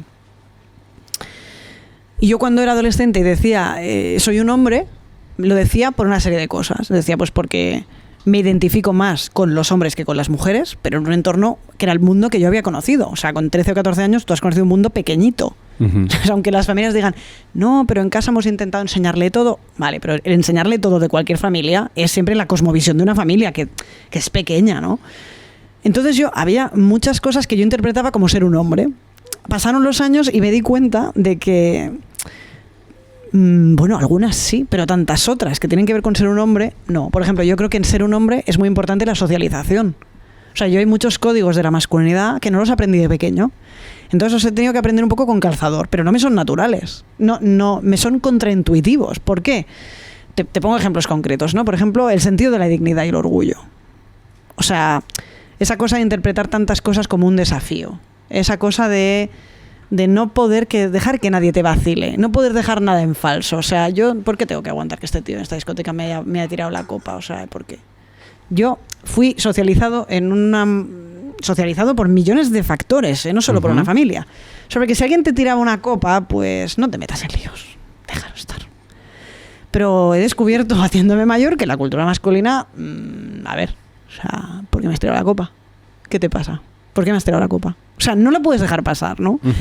Hay muchos ejemplos de eso, pero y es verdad que en función de lo relajada que está la masculinidad de la gente, pues es más o menos impactante, pero esta cosa como de un adelantamiento es una ofensa, ¿no? Entonces porque me has adelantado, entonces yo te vuelvo a adelantar, entonces así hasta el infinito. Si me miras más de 10 segundos igual te parto la cara, o estás ligando conmigo, o a ti qué te pasa. Vale. Yo hay muchas de estas cosas que las tengo que aprender, porque yo pues a veces me cruzo con tíos y les miro. Y por suerte, como no tengo esta cosa de mantener como que no digo que sea bueno ni malo, es un aprendizaje, no es mejor necesariamente otras cosas, pero yo no he aprendido eso. Entonces muchas veces pues siempre estoy a punto de que me partan la cara, porque digo, es que no veo por qué no podríamos hablar de esto en vez de pegarnos, ¿no? Y en la cultura masculina no veo por qué no podemos hablar de esto. Es absurdo como concepto. O sea, no. Otra cosa es que hay muchos tíos que se rebelan contra esa norma, menos mal. Pero la norma originaria es esta. Y si tú no la cumples, es un tío un poco raro. Vale, pero entonces es como... porque estás hablando de educación, de que has sido educado de esta forma, ¿no? Sí. Entonces, en esto me estás diciendo que tú naciste, miraron que tenías entre las patas y dijeron, hay que educar a esta persona de esta manera. Sí, todo el tiempo hacemos eso. Vale. Entonces, tú prueba a llevarle a una amiga que acabe de parir un niño un body rosa. Tú ya está, tú comprueba lo que pasa. La gente se siente un poco ofendida, por muy progre que sea, es como... Pero, a ver, no sé que sean familias militantes de estos temas, pero la mayoría de la gente es como, pero ¿por qué me tienes que regalar esto? Igual, da igual, sirve para vestirse, para taparlo, ¿no? Pero ¿por qué me lo tienes que regalar rosa? O sea, hoy en día, a pesar de que somos todos muy evolucionados, la gente quiere saber el sexo de sus hijos para preparar cosas. La gente, cuando tiene que hacer un regalo a un niño o una niña pequeña, pregunta el sexo. Cuando vas a una tienda de, de mochilas del cole, tienes que elegir entre Hello Kitty o la Patrulla Canina. Y eso es hoy. Entonces, sí, evidentemente, negar que hay una socialización brutal de adoctrinamiento de género en los niños es que sería no vivir en este mundo. O sea, eso tiene consecuencias. Lo que pasa es que creo que a veces la gente pues no se identifica a veces con eso que se le enseña. O se identifica relativamente y hace un uso instrumental. O sea, hay gente que, a mí me gusta mucho la metáfora del idioma. O sea, yo creo que el género es como un idioma. Es como nuestra lengua materna. Entonces tú lo aprendes de pequeñito, lo tienes que aprender a hablar bien y puedes ser que lo aprendas a hablar muy bien, entonces tú pues hablas súper bien, escribes muy bien, sí, todo, no tienes ningún acento de nada, hablas muy bien. Luego puede ser que tú hables muy bien, pero también sepas hablar otros idiomas, seas políglota. Entonces, si tienes que ir a un sitio donde solo se habla este idioma impecable, yo me defiendo en la cultura femenina heterosexual clásica y lo sé hacer. No es mi caso, pero hay gente que, muchas mujeres lo hacen muy bien. Pero eso no quita que ellas puedan pensar críticamente sobre esa cultura y decir, joder, vaya mierda que tenga que hacer este ritual de seducción cutre con este tío, que además él también debe pensar que es una mierda, pero hay que hacerlo. O sea, hay que hacerlo, vale. Pues hay mucha gente que habla el idioma, pero sabe que, joder, este idioma a veces, pero lo sabe hablar. Y luego hay alguna gente que lo habla con acento. O sea, se nota que no es su lengua materna. Es como, vale, sí, o sea, vale, entiendo que, vale, sí, sé que si soy un niño no debería mover tanto las manos cuando hablo, vale, pero se me escapa un poquito. O sea, es que no sé, soy así, ¿no? Entonces, aunque yo sepa que la norma es una, me cuesta, no acabo de... Y luego hay una gente que no entiende el idioma. Que, o sea, le es ajeno. Probablemente a mí me era ajeno el idioma de la feminidad. O sea, yo lo veía que la gente... Pero no era ni tan solo capaz de hablar el idioma con acento. Me salía fatal. O sea, yo intentaba ser como las chicas y bueno, es un acto de travestismo. O sea, no era natural, era raro. Yo me sentía muy incómodo, me sentía como raro. Y la masculinidad la hablaba súper bien. Me salía súper bien. Eso puede confundirse o puede interpretarse como, porque tú eres un auténtico hombre. O puede interpretarse como, no, es que hay idiomas y entonces uno aprende unos y otros, pero puede manejarlos, ¿no? Puede... Y entonces, en este sentido, yo creo que simplemente lo que sucede es que el adoctrinamiento con esta lengua es muy fuerte y, sobre todo, la adolescencia es el momento en el que uno, saber hablar bien el idioma o no, es lo que pone en juego que tú puedas tener éxito en la vida o no. Es decir, que puedas tener amigos o no, que puedas querer volver al cole al día siguiente o no. Entonces la gente que no se maneja bien con esas normas, pues en muchos ámbitos de la vida tiene conflictos, porque son muy importantes en nuestra sociedad estas normas. Y yo creo que la transexualidad es una posibilidad, un itinerario posible que te permite, si no hablas bien el idioma que a ti te tocaba, tienes una segunda oportunidad. No está exento de problemas. Ni es la única respuesta. No, es un itinerario posible y es un itinerario que cada vez se habla más de él, entonces más gente lo elige. Y hay gente que dice, pero qué desastre, ¿no? Tendríamos que cambiar las categorías de hombre y mujer para que esto no tuviera que pasar. Soy el primero, ¿dónde hay que firmar? Sí, por supuesto. No hay ninguna duda. Hay que cambiar la forma en la que... Hay que cambiar un mundo en el que hablar este idioma es lo que te hace válido o no para vivir. ¿Por qué te tiene que hacer válido o no para vivir los códigos de la masculinidad femenina, que son además súper estereotipados, que ni siquiera hemos consensuado colectivamente? Podríamos volverlos a revisar. ¿Por qué eso es tan importante para tener, no sé, hacer una carrera profesional? Si a ti lo que te gusta es tocar el saxo, ¿qué más da si te sale bien o no ser un chico? ¿Qué más da? Pues es muy importante en nuestra sociedad. Es que es súper importante el género. Entonces la gente que nos es un poco ajeno, pues nos hemos buscado un poco la vida. Y la transexualidad es una manera. Ideal, no. Lo que hubiera sido ideal es que no hubiera tenido que elegir una puerta del baño, pero tuve que elegir una. Ojalá no hubiera tenido que elegirlas, pero es que había que elegir una. Si tengo que elegir una, elegí la de los chicos. No exenta de problemas, porque luego entré a baño de los chicos y digo, esto es una puta mierda, esto es asqueroso, o sea, peña, ¿por qué está tan guarro, no? O sea, luego no está exento de problemas, pero... O sea, la transexualidad no es una idea especialmente buena, pero es la que hay de momento, ¿no? Y habrá que construir otras, por supuesto. Ya las hay, ¿no? Hay mujeres muy masculinas y hombres muy femeninos que no han hecho transiciones de género. Es súper inspirador eso. Para los niños, para empezar, ¿no? Los niños y las niñas tienen que conocer a mucha gente que rompe con las normas de género. Es fundamental. Tienen que saber que si no hablan ese idioma, no pasa nada.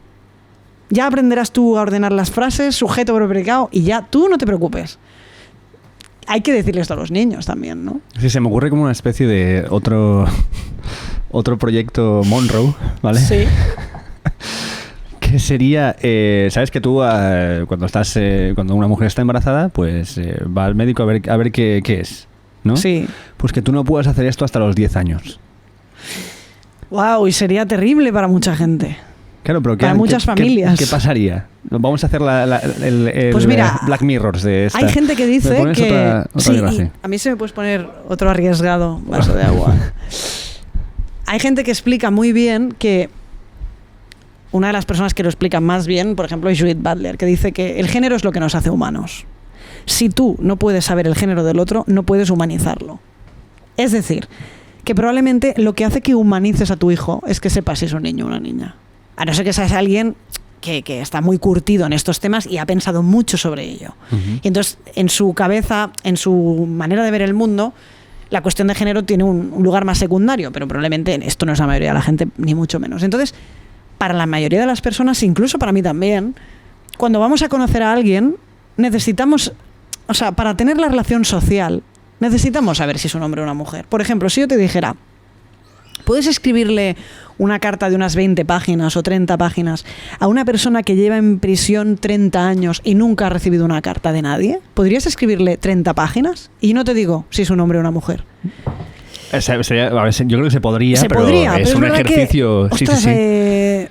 Sería tan diferente la carta si fuera un hombre o una mujer. Tienes que pensar que sea una carta ambivalente, evidentemente. Una carta en la que tú no vas a entrar muy a profundizar en el vínculo, porque es, bueno, depende, ¿no? No me meto. Pero claro, si tuvieras que escribir muchas páginas, al final dirías, bueno, a ver, pero oye, Miquel, dime qué es, porque si no... Dime algo. Y eso pasa con muchas cosas. Hay un ejemplo muy, muy bonito, que es cuando alguien te llama para venderte algo. Y entonces tú, en los primeros segundos de la conversación, no sabes si es un hombre o una mujer. O sea, estos primeros segundos donde, espérate un momento, y tú estás contestando automáticamente y dices, sí, soy de Yoigo, soy de Vodafone, no sé qué. Espero que nos paguen por esto. Sí. ¿Vale? Digamos, ahora todas. Hay que decir Movistar, y tú estás haciendo tiempo, porque estás esperando a ver si habla más. Vale, Tate es un tío, vale, ya está. ¿Para qué? Para nada, para decirte, no me interesa, pero para tener la relación social. La gente, para poder imaginarse a las personas que lleva en la barriga, pregunta el sexo. ¿Por qué?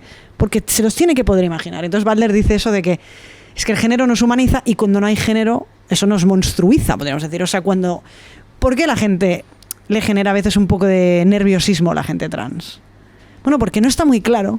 Entonces, ¿por qué la gente siempre, históricamente, antes de este momento en el que estamos, donde hay un políticamente correcto que hace que muchas de esas preguntas no se puedan hacer, y a veces está bien que no se puedan hacer? Pero yo durante mucha parte de mi vida, las conversaciones se iniciaban en hola, ¿tú estás superado?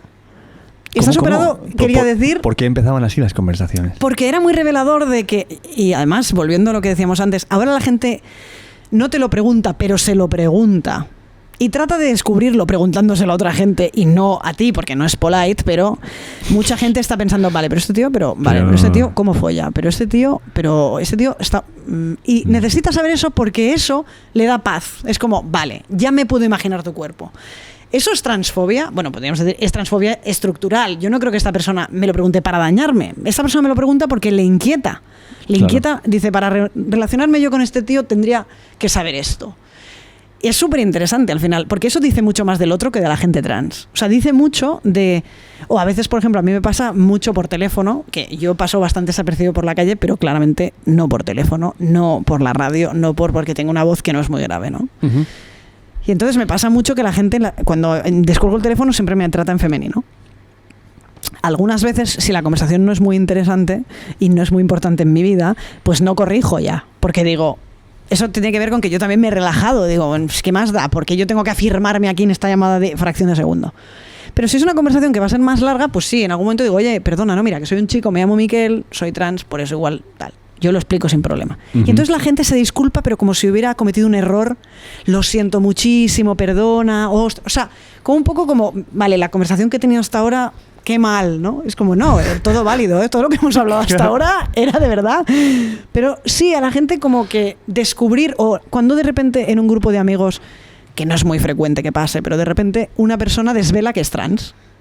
A mí me pasó esto una vez en la universidad, que, pues había un chico de mi clase que nos habíamos hecho bastante amigos, pero yo nunca le conté que era trans, porque tampoco era mi íntimo amigo, aparte, claro. Yo qué sé, es que no sé. Y entonces, un día... estábamos teniendo una conversación sexual de alto contenido donde me estaba contando sus problemas sexuales y entonces me dice, ¿a ti te pasa esto? Y entonces yo digo, mira, es que justo yo soy trans y entonces es que no tengo pene. Fue devastador para esta persona. O sea, fue como... ¿Pero devastador a qué nivel? Bueno, pues fue como, o sea, ¿qué engaño hemos vivido hasta ahora? ¿Quién eres? ¿Quién eres tú? Y un poco era... ¿Cómo te he podido estar contando estas cosas a ti que eres un poco del otro lado? Estoy contándote aquí cosas súper íntimas y súper... ¿Qué harás con esta información? Eres un poco... O sea, yo creo que los tíos trans en la cultura masculina heterosexual, corrígeme si es así, porque no tengo muchas veces esta conversación, pero me lo pregunto muchas veces, yo a veces tengo la sensación de que somos un poco como una especie de intrusos que generamos a veces un poco de desconfianza. En una conversación de tíos muy hooliganizada, si hay un tío trans, a no ser que yo me haga el hooligan, también para que no quede duda de que yo también soy un hooligan, pero si yo simplemente estoy escuchando, a veces noto que hay cosas que no se dicen, porque es como pero es como si tú eres un vaso comunicante con el otro lado. Tú se lo vas a contar esto. ¿Por qué? Pues no sé por qué se piensa eso, pero hay esa cosa como un poco de... No eres muy de fiar para contarte una cosa súper de tíos. No sé, yo creo que eso depende mucho del grupo, porque ni siquiera con un hombre trans, con mujeres, yo qué sé, yo he estado en grupos de colegas que hay una amiga, 2 amigas y da igual, no cambia. Claro, sí, supongo que sí porque hay un vínculo conocido ya. Claro, eres del grupo, ¿entiendes? Pero sí que es verdad quizás que en un ambiente de vestuario, ¿no? Digamos, sí. Entendamos así, que en estas charlas de vestuario de gente que no se conoce pero que está en un lugar de paripé y están hablando y muy rápido, ¿no? La parte sexual o has visto la de tal, ¿no? Generan estos vínculos entre las tías también, has visto ese pavo, sí, no sé qué, ¿no? Es estas cosas. Creo que sí que podría llegar a haber ciertas personas que se sintieran en plan de hostias, que tampoco se... Pero ya creo que ahora mismo creo que ya es por un punto de no molestar. ¿Entendés? Yo creo Podría ser, yo creo que es por un punto de decir, es que no sé si tú estás preparado para oír esta mierda, ¿sabes? Sí. Es un poco condescendiente incluso. Claro. Bueno, debe haber de... Claro, viniendo del mundo de las chicas a saber si...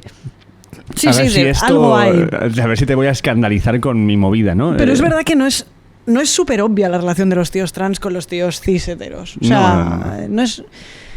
Pasan muchas cosas que no se pueden nombrar. En la masculinidad hay muchas cosas que no se pueden nombrar. O sea, hay muchos lugares que si has sido educado como un tío los identificas bien. O sea, sabes, terrenos pantanosos. O sea, de esto no se habla. Está pasando, yo sé que está pasando, tú sabes que está pasando, ¿para qué lo vamos a decir? No se nombra. Y entonces yo creo que ahí hay rupturas de códigos, de cosas que, claro, yo digo, yo las nombraría, o a veces las nombro y me doy cuenta que el otro es como... no sé, o sea, no sé qué me estás contando.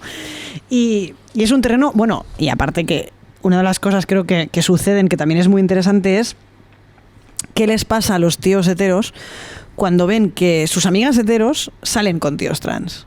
O sea, ya hay algo como de... ¿se pueden llevar a nuestras novias estos o qué? ¿No? O sea, como hay una cosa rara de... me va a robar la novia. Pero este tío, o sea...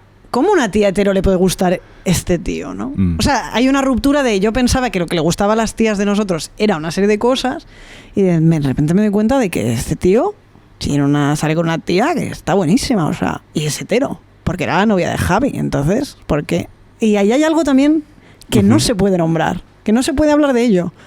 Pero está sucediendo, ¿no? Porque creo que a muchos tíos también eso les hace pensar cosas o les hace pensar qué es la masculinidad, qué es la heterosexualidad. O sea, a mí me parece que la gente trans eleva preguntas sociales interesantes, ¿no? Nosotros no somos particularmente interesantes, pero cuando nosotros entramos en el juego de una sociedad que está súper regida por normas muy claras, se desvelan preguntas, ¿no? Pues efectivamente no está tan claro. No está tan claro. Es que más a mí todo el tema... llamémoslo el conflicto trans, ¿no? Si quieres, el cuestionamiento trans, todo el movimiento, la ideología, todo esto es algo que desde que empecé, aparte que me muevo con bastante gente de colectivos LGTBI y como que la conversación está ahí. Y a mí me flipa la filosofía, es algo que siempre me ha molado mucho y creo que por lo que me ha cautivado quizás este tema, y también tenía muchas ganas de que vinieras a hablar, es porque creo que ha puesto también en la mesa el cuestionamiento de qué es la identidad, de quién soy. Que es una cuestión filosófica milenaria, ¿no? Soy quien yo soy porque nazco, soy en base a cómo me aceptan los demás, soy en base a quien yo creo que soy, y creo que esto es lo que se está debatiendo en un terreno muy concreto. Sí. Y ahora que dices eso me hace pensar que la gente trans tenemos muy poco espacio para hacer otras cosas en la vida. O sea, para mí la etiqueta trans ocupa tanto de mi identidad. Tanto, probablemente porque para mí ocupó mucho tiempo durante un tiempo de mi vida hasta que yo me aclaré con este tema, pero también para los demás, ¿no? Es decir, que para mucha gente resume mucho de lo que soy, y siendo que para otras personas más neutras, probablemente los hombres sería lo más neutro que tenemos, pero... Es decir, que te define tanto que hay muy poco espacio para que esas otras cosas y al final es como, pues que las identidades de género yo creo que no dicen tanto de nosotros. O sea, es que esto, creo que esta semana no te lo esperabas porque tampoco me lo esperaba yo, pero es que me está resonando mucho esto con la independencia. Bueno, es una otra forma de identitarismo, sí. O sea, ¿no? ¿Hasta qué punto también vamos en esa, o sea, sí, hay algo que tiene que ver con... O sea, hay algo que tiene que ver con construir las identidades nacionales, pero fíjate, yo siempre he pensado que a pesar de que los movimientos nacionalistas tienen derivas identitarias, a veces, la identidad nacional es mucho más flexible que la identidad de género, porque tú, en el libro hablo de eso, ¿no? O sea, tú puedes entender que alguien sea muy catalán y se sienta también un poco español. Pero voy a sacar el libro ya, porque si no tenemos que... Sí, está aquí. Que es A la conquista del cuerpo equivocado. Sí. Lo voy a dejar aquí ya para que esté, para simplemente que porque que esté ahí todo el rato y ya está, publi. Pues... Perdón, continúa. No, que digo que así como con el género nos peta la cabeza, la gente es hombre o mujer de nacimiento y máximo les dejo cambiar una vez en la vida, al lado contrario, y máximo, con la identidad nacional tenemos, o hemos tenido, espero que siga siendo así, pero tenemos mucha más flexibilidad. O sea, podemos entender que una persona, por ejemplo, pues es catalana, pero mira, su madre es de Cuenca, entonces se siente también bastante de Cuenca y... Bueno, y luego pues está casada con una chica que es dominicana y entonces también, pues al final la cultura dominicana es muy... Pique, por favor. No puedes. Entonces, claro, hay un punto que es como, ¿podríamos pensar, por favor, la identidad de género como pensamos la identidad nacional, por ejemplo? ¿Podríamos entender que la gente, eso cambia a lo largo de la vida? ¿Por qué? Pues porque es más difícil que cambie porque la cultura de género te configura mucho más como sujeto, el mundo está mucho más ordenado en esas categorías, o sea, no hay puerta del baño de los catalanes y de los españoles, pero podría haberla. O sea, en otros momentos de la historia ha habido puertas distintas para... Servicio o directamente ni puertas, ¿no? Gente que venía de no sé dónde a un campo a gasearlos. O sea, ha pasado en otros momentos y entonces digo, las identidades y la forma en la que las pensamos se mueven. La identidad de género podría en algún momento... Yo no cuando se habla del abolicionismo del género, yo no sé si soy tanto un abolicionista como un flexibilizador del género. Es decir... Yo me conformo con que dentro de 50 años ser un hombre y ser una mujer sean cosas muchísimo más amplias de lo que son hoy. O sea, yo entiendo que alguna gente necesite adscribirse a una identidad de género o necesite un grupo de referencia en relación al género, de acuerdo. Pero podría ser muchísimo más amplio el cajón de ser un hombre y una mujer al punto de que ya no fuera muy importante cuando tu hijo dice que va a venir con su pareja al cumpleaños del abuelo, que ya no fuera casi importante preguntar si es un chico o una chica. Todavía no estamos ahí, hay que salir del armario, Pero en algún momento podría no ser súper importante, pues yo me conformaría.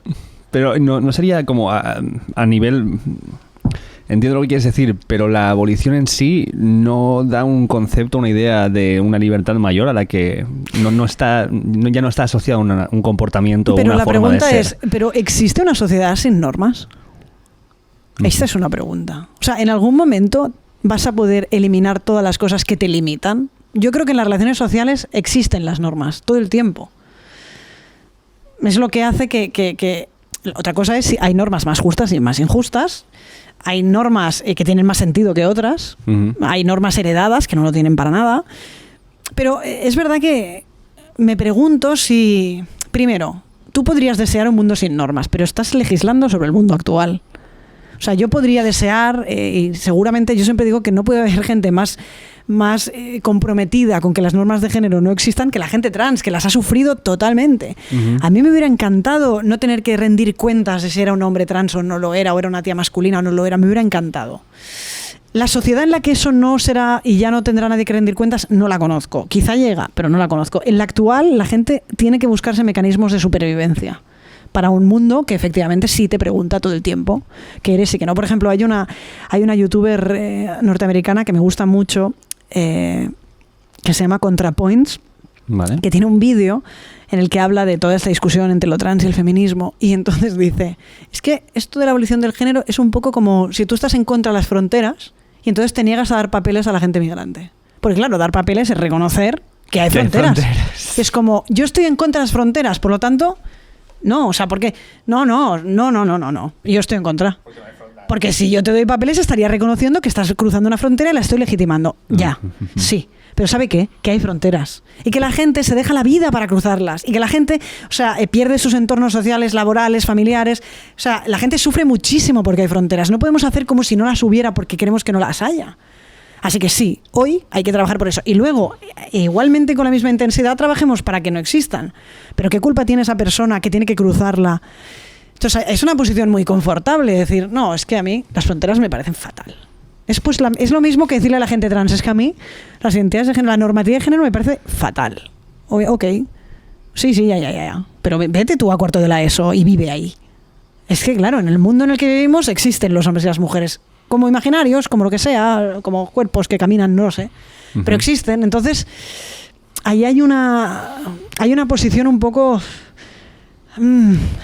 joder, es que tan progre das la vuelta de campana, ¿sabes qué vull dir? O sea... O sea, es como lo planteas en base a que son planteamientos en un mundo utópico que no existe realmente. O sea, como que son... son planteamientos utópicos súper legítimos y yo entiendo de dónde vienen. Y creo que, por ejemplo, el feminismo que habla de eso, claro, está hablando totalmente de los imperativos que ha habido sobre las mujeres, que han sido súper injustos. Pues evidentemente que yo entiendo que haya gente que diga, estoy en contra de que la maternidad sea un destino para las mujeres, estoy en contra de que la heterosexualidad sea un destino para las mujeres, estoy en contra de que estar relegadas al ámbito profesional sea un destino para las mujeres. Estoy de acuerdo.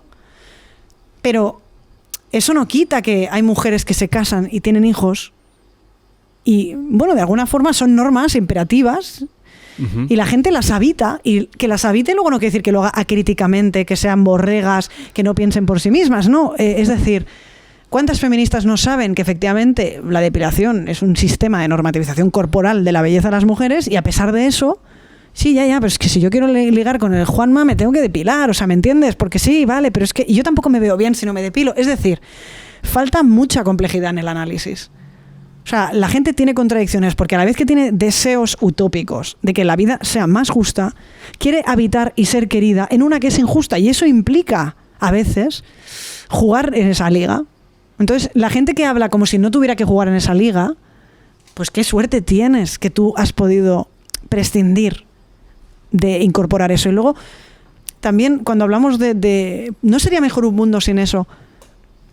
Hay mucha gente, ¿no?, que ha explicado esta idea en relación a la cuestión de las identidades, que dicen las identidades, eso lo explica muy bien un amigo y un sociólogo muy, muy reconocido sobre temas de sexualidad y género, que se llama Gerard Coll-Planas, que trabaja en la Universidad de Vic. Y entonces él siempre dice esa cosa de cuidado con las identidades, cuidado con cargárnoslas, porque las identidades nos encorsetan, pero nos dan sentido.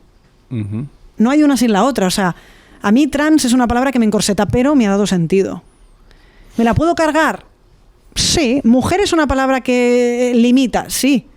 Pero también te ha dado un sentido para pensar otras cosas. Te ha vinculado también a grupos de referencia que quizá te han hecho pensar. O sea, que probablemente las identidades van a habitar entre nosotros durante mucho tiempo. La cuestión es qué peso tienen. En el libro también hablo de otro ejemplo de una identidad que es el Estado civil. O sea, durante mucho tiempo el Estado civil ha sido súper importante en nuestra sociedad. Y tú, cuando eras un tío que te ibas a relacionar con una tía que no conocías, era importante saber si estaba casada, soltera, estaba comprometida, monja, viuda. Era importante. Y probablemente para muchas mujeres ha conferido identidad en algún sentido. Y para algunos hombres. Pero sobre todo para las mujeres. Hoy en día, ¿es que esas palabras han desaparecido del diccionario? No, han desaparecido del DNI. Pero siguen siendo palabras operativas. Lo que pasa es que no tienen la carga simbólica que tenían. O sea, cuando yo digo estoy casada, no quiere decir ya no me puedes hablar y no me puedes ofrecer ese trabajo. Simplemente es un dato de mi vida privada que ni aparece en una primera conversación, ni aparece en una entrevista de trabajo. Ojalá pase lo mismo con tener hijos, ¿no? Todavía hoy preguntamos a la gente si tiene hijos o no porque nos dice cosas de su trayectoria profesional o de la que puede tener. ¿Hay que cargarse la categoría madre? No, pero estaría bien que esas categorías perdieran peso en la definición del otro. Así que yo estoy a favor de flexibilizarlas. Luego, abolirlas me parece un proyecto político súper interesante, pero cuidado a ver si aboliéndola no me dejas sin derechos. O sea, abole, si existe esa palabra, puedes abolir lo que te dé la gana. Pero a la persona que cruza la frontera, por favor, reconocer sus derechos. A la persona que quiere vivir socialmente en un mundo binario, sí, como una mujer, reconocer sus derechos. Y luego te puedes abolir lo que te dé la gana. Pero no te lleves por delante a la gente que menos culpa tiene, que es la gente que más ha vivido en sus propias carnes la normatividad de esas leyes. Pero luego hay partes del feminismo que se llama radical, feminismo de base, como lo quieras llamar, ¿no? Hay una sección que denominada por parte de otras secciones, Sí. Lo que se denomina TERF de forma despectiva, ¿no?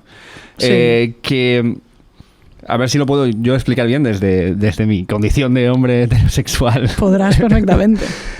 Que básicamente la concepción es esta, ¿no? O este es el planteamiento que yo llego a entender, que es, puesto que lo que queremos es que el género no sea determinante de cómo debes tú de comportarte, de ser o de operar en la sociedad, y que el género solo te lo otorga cómo te han educado en base a que tienes un pene o tienes una vagina desde que naces, Sí. y que esta educación conlleva ciertos estereotipos con los cuales definimos lo que es ser hombre o ser mujer, el ser hombre trans o mujer trans e identificarte con esos estereotipos es en sí sexista. ¿Es que acaso la gente que dice eso no encarna ninguno de esos estereotipos? ¿Existe alguien en el mundo que pueda abstraerse de esos códigos para señalarnos a los demás? No, claro, sí, evidentemente todos pasamos por la. O sea, quiero decir, maquinita. Es como si te digo, no, Miquel, pero tú, claro, si tú por ser masculino has deducido que eras un hombre, estás reificando en ser un hombre en la masculinidad. Correcto. Uh-huh. Pero es que efectivamente, primero, diría que toda la gente con la que yo me cruzo en mi vida cotidiana reproduce claramente esas cosas. Es decir, la mayoría de la gente que se identifica como hombre o como mujer resulta ser más bien masculina o más bien femenina. La gente que no lo es precisamente... No es la que nos está interpelando a la gente trans. O sea, la gente que está un poco, es más andrógina, uh-huh, pues la gente trans nos deja bastante en paz, la verdad. Entonces alguien podría decir que la gente trans estamos reificando eso. Sí, vale, pongamos que sí. Vale. Es decir, sí, o sea, no es una operación política, no es sí, o sea, yo creo que no más que los demás, no más que tú, por ejemplo. O sea, pero tú ¿por qué dices que eres un hombre? ¿Por qué? Porque estás reificando que haber nacido con unos genitales y tener una expresión de género te convierte... ¿Por qué? Entonces, claro, a mí hay una parte que me parece, más allá de que bastante escudriñamiento hemos vivido la gente trans en nuestras vidas, como para seguir a esas alturas tener que rindiendo cuentas de eso. O sea, ¿qué más le dará a la gente en qué género vivo yo? ¿Qué más le dará a la gente si yo me pienso a mí como un hombre o como una mujer? Realmente yo soy, o la gente trans somos, los principales reificadores del sexo con el género. No sé, creo que hay instituciones más señalables, ¿no?, que la gente trans. Entonces, me sorprende esta elección del objeto. O sea, me sorprende. Ya, pero la gente trans esté reproduciendo... Oye, pero más lo reproduce Disney Channel, tía. O sea, más os reproduce toda la ropa disponible en Inditex para niños. Más os reproduce el imaginario de muchísimos cuentos infantiles. Más os reproduce lo que ven en casa tantos y tantos niños y niñas en familias heterosexuales. Más os reproduce el imaginario de la tradición católica en nuestro país. Más os reproduce la extrema derecha en algunos de los discursos, o la derecha o no tan derecha. Más os reproduce el propio currículum escolar. Más os reproduce el imaginario de que en algunas profesiones no pueden estar ni hombres ni mujeres. O sea, si quieres, te explico. Ahora, la gente trans reificamos el género, ok. O sea, no voy a pelearlo. Sí, o sea, yo en algún punto de mi vida pensé que era más bien un hombre más que una mujer. ¿Por qué? Porque era masculino. Sí, ¿dónde lo aprendí? Aquí. Yo lo aprendí aquí, igual que todo el mundo. ¿Es culpa mía o es culpa del lugar en el que lo aprendí que me lo enseñaba? ¿No? O sea, no sé. Y hay un punto de esta responsabilización de la gente trans que me parece un poco a veces de métete con los de tu tamaño, ¿no? O sea, es un colectivo súper pequeño de gente que tiene una trayectoria de muchas vulneraciones de derechos, que todavía estamos ahora viendo si le reconocemos a la gente, si le recompensamos económicamente haberla metido en la cárcel. Todavía estamos ahí. No, y ahora resulta que hay que hablar de si la gente trans reproducimos la normatividad de género. Vale, pues tú eliges tu enemigo, ok. No lo lucharé, sí, probablemente. Yo podría haber sido una chica masculina, sí, podría, pero ¿sabes qué? Que no era vivible. No era verdad. No es verdad que podríamos haber vivido de tantas otras maneras. En esta sociedad no es verdad. Las transiciones de género no tienen por qué ser innatas y naturales. Pueden ser estratégicas para sobrevivir, no pasa nada. Yo no necesito defender que soy un auténtico hombre, es que igual simplemente para vivir de forma masculina esto es lo que yo he encontrado. Es verdad que tengo amigas que son más masculinas que yo y no han hecho transiciones de género, pues porque encontraron otras estrategias igual de válidas. ¿Es más deseable eso? No lo sé. Creo que lo que es importante es reconocerle a la gente sus estrategias de supervivencia. Eso es muy importante. Sí, claro que podría uno vivir vidas éticamente menos reprobables. Pero todas las chicas que, en fin, podríamos hablar largamente de la heterosexualidad. La heterosexualidad es un modelo normativo. ¿La gente es genuinamente heterosexual o no tuvo mucho espacio para pensar? ¿La gente que es heterosexual reproduce la norma?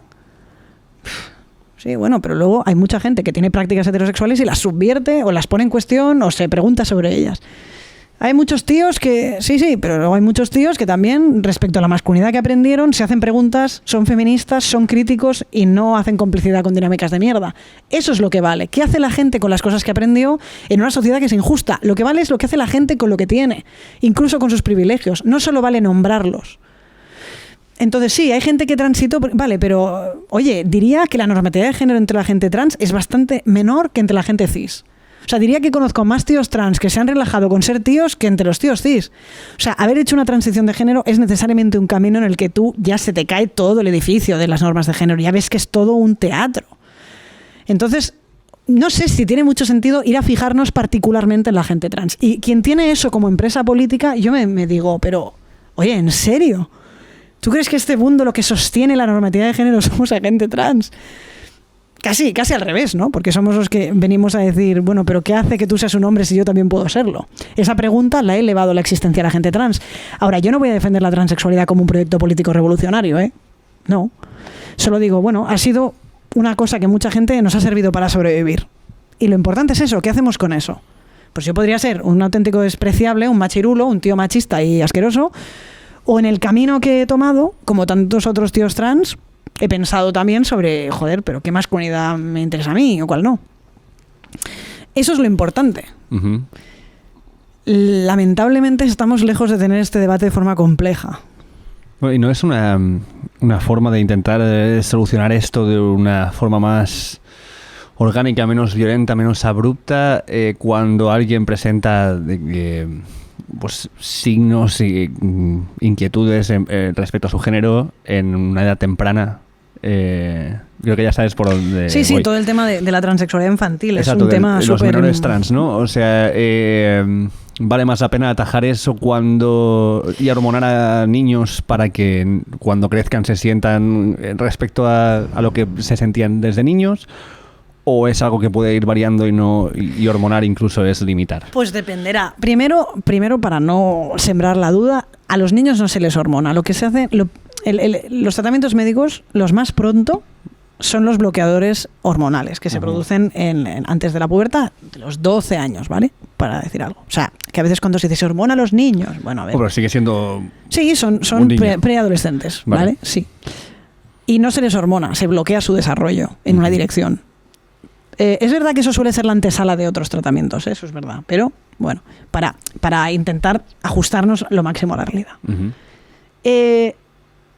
Yo creo que es muy difícil, probablemente, acompañar a una persona pequeña que rompe las normas de género de una forma muy contundente. O sea, vamos a empezar porque no es fácil esa situación. Y para la persona que lo vive tampoco es muy fácil, porque recibe constantemente un input externo muy negativo. O sea, hay que situarse ahí, no en pudiendo vivir una vida maravillosa, ¿para qué transita? No, es que la vida de esta persona no está siendo maravillosa, si no nos estaría haciendo estas preguntas, ¿vale? Entonces, probablemente esta persona pequeña, en su mundo pequeño, de ideas pequeñas, ha aparecido también esta idea que no conocía. Y le está sirviendo para explicar lo que le pasa. ¿Es la mejor idea? Pues no lo sé, es la que teníamos disponible. Habernos inventado otras, haber llegado antes que la idea de la transexualidad. La que ha ganado es la idea esa. ¿Es fantástica? No, es verdad. Es verdad que, sobre todo, no es fantástica porque esencializa. ¿Por qué quiero decir esto? Porque tú podrías ser un niño que llega a la idea de transexualidad, te sirve para pensar que, de hecho, tú te estás sintiendo una niña, quieres ser una niña, pero el problema del esencialismo es que la idea de la transexualidad, en ese caso, vendría a decir que tú eres una auténtica niña. Uh-huh. Una idea no esencialista de la transición de género en la infancia podría ser, bueno, ahora te sientes una niña y esto es lo que te sirve, no hay problema. Y si en algún momento quieres no ser una niña o ser un niño, tampoco. No hay problema.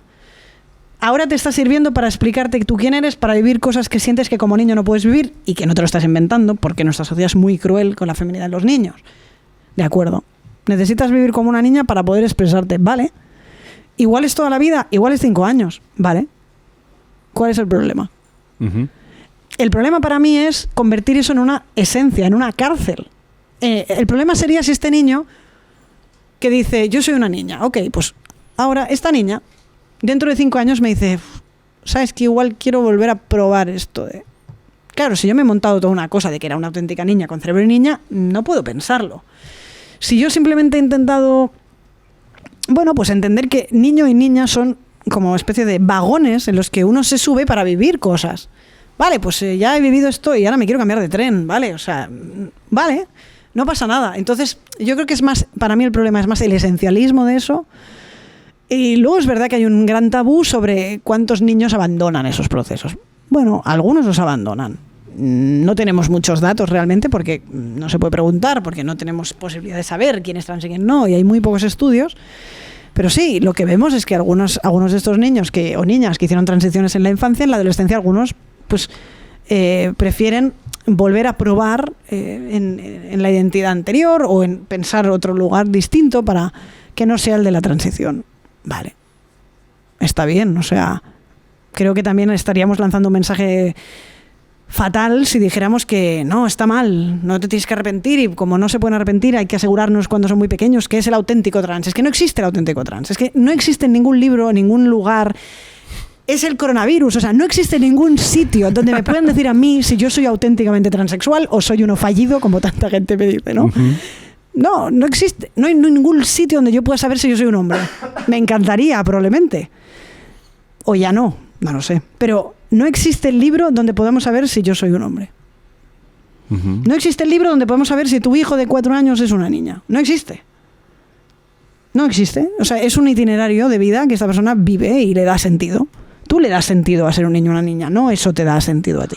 Pero sí que existe quizás, ya no el libro en sí, pero los estudios en los que te dicen las consecuencias de hormonar a alguien desde edad temprana y cómo eso puede afectar en su desarrollo corporal a largo término, ¿no? Sí, el bloqueo hormonal y los tratamientos hormonales en general tienen efectos secundarios, pero yo creo que el gran tema son las cirugías. Eso es mucho más irreversible, ¿no? Uh-huh.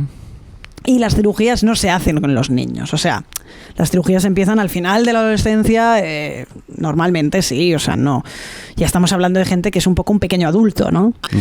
Pero ¿sabes qué? Que tú podrías arrepentirte de haberte hecho una cirugía siendo trans, habiendo transitado con 45 años también. O sea, y además es que le colocamos, lo rodeamos todo de una cosa tan seria.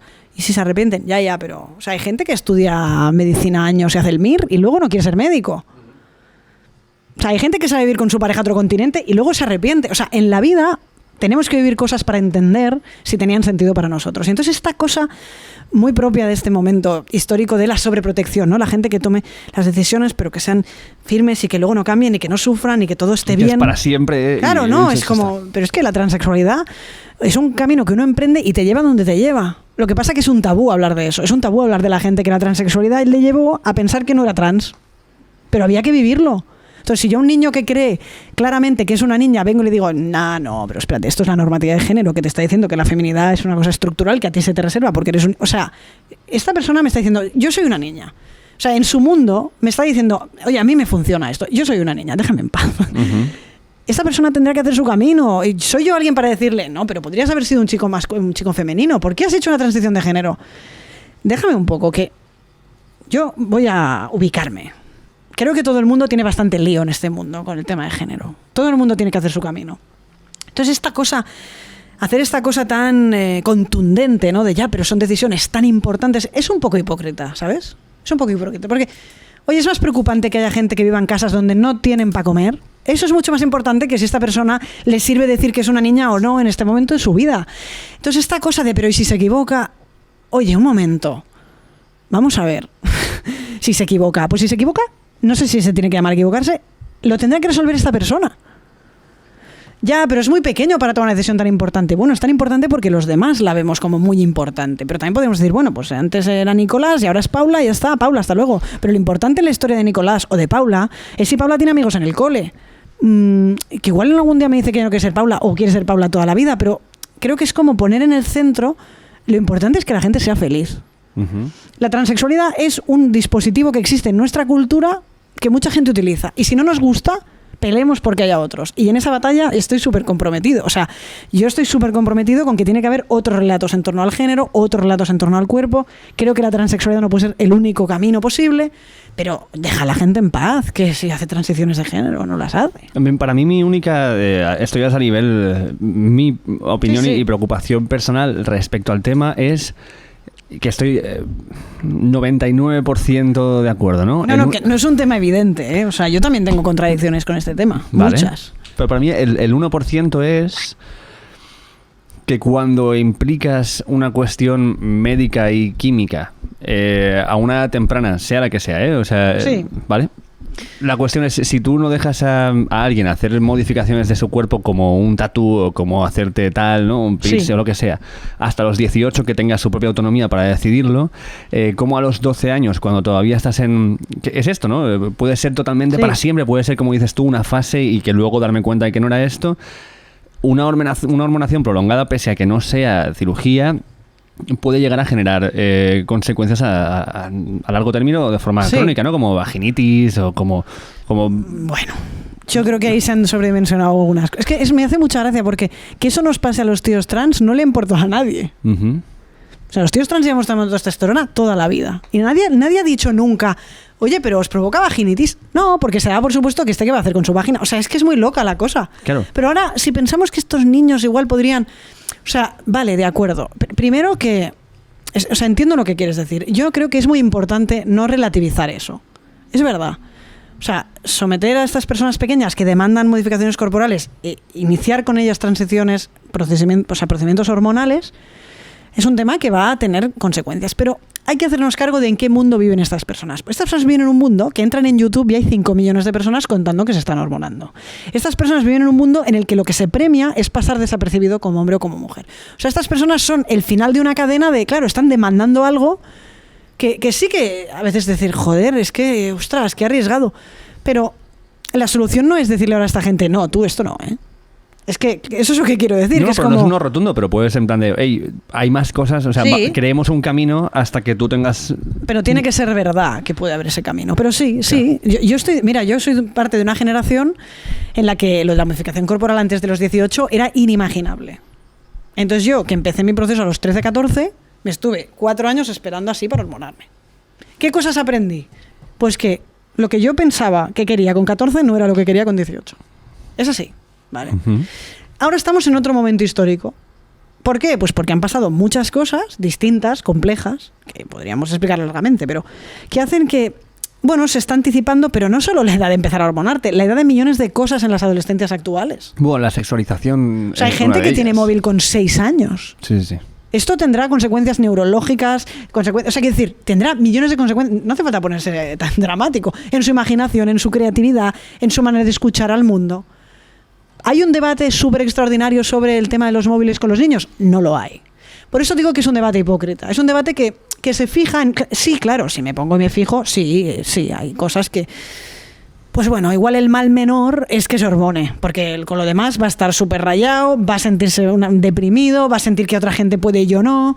Eso es lo que pasa hoy, que como hay tantos inicios de transiciones cuando la gente es más pequeña, entre ellos, pues claro, generan esa comunidad donde hablan de eso, donde lo comparten y donde también genera agravios. Entonces, estoy de acuerdo con que esa deriva ha sido problemática, pero vamos a hablar de la infancia en general y de cuántas cosas, de cómo nos cuesta ponerle límites a las demandas de los niños, de cómo hay un debate muy fuerte sobre si eso les va a frustrar, si no sé qué. Vamos a hablar de la anticipación del sufrimiento de los niños y cómo las familias con cualquier tema a toda costa intentan que no sufran. O sea, si pudiera yo garantizarte que toda tu vida te va bien, ¿dónde hay que firmar?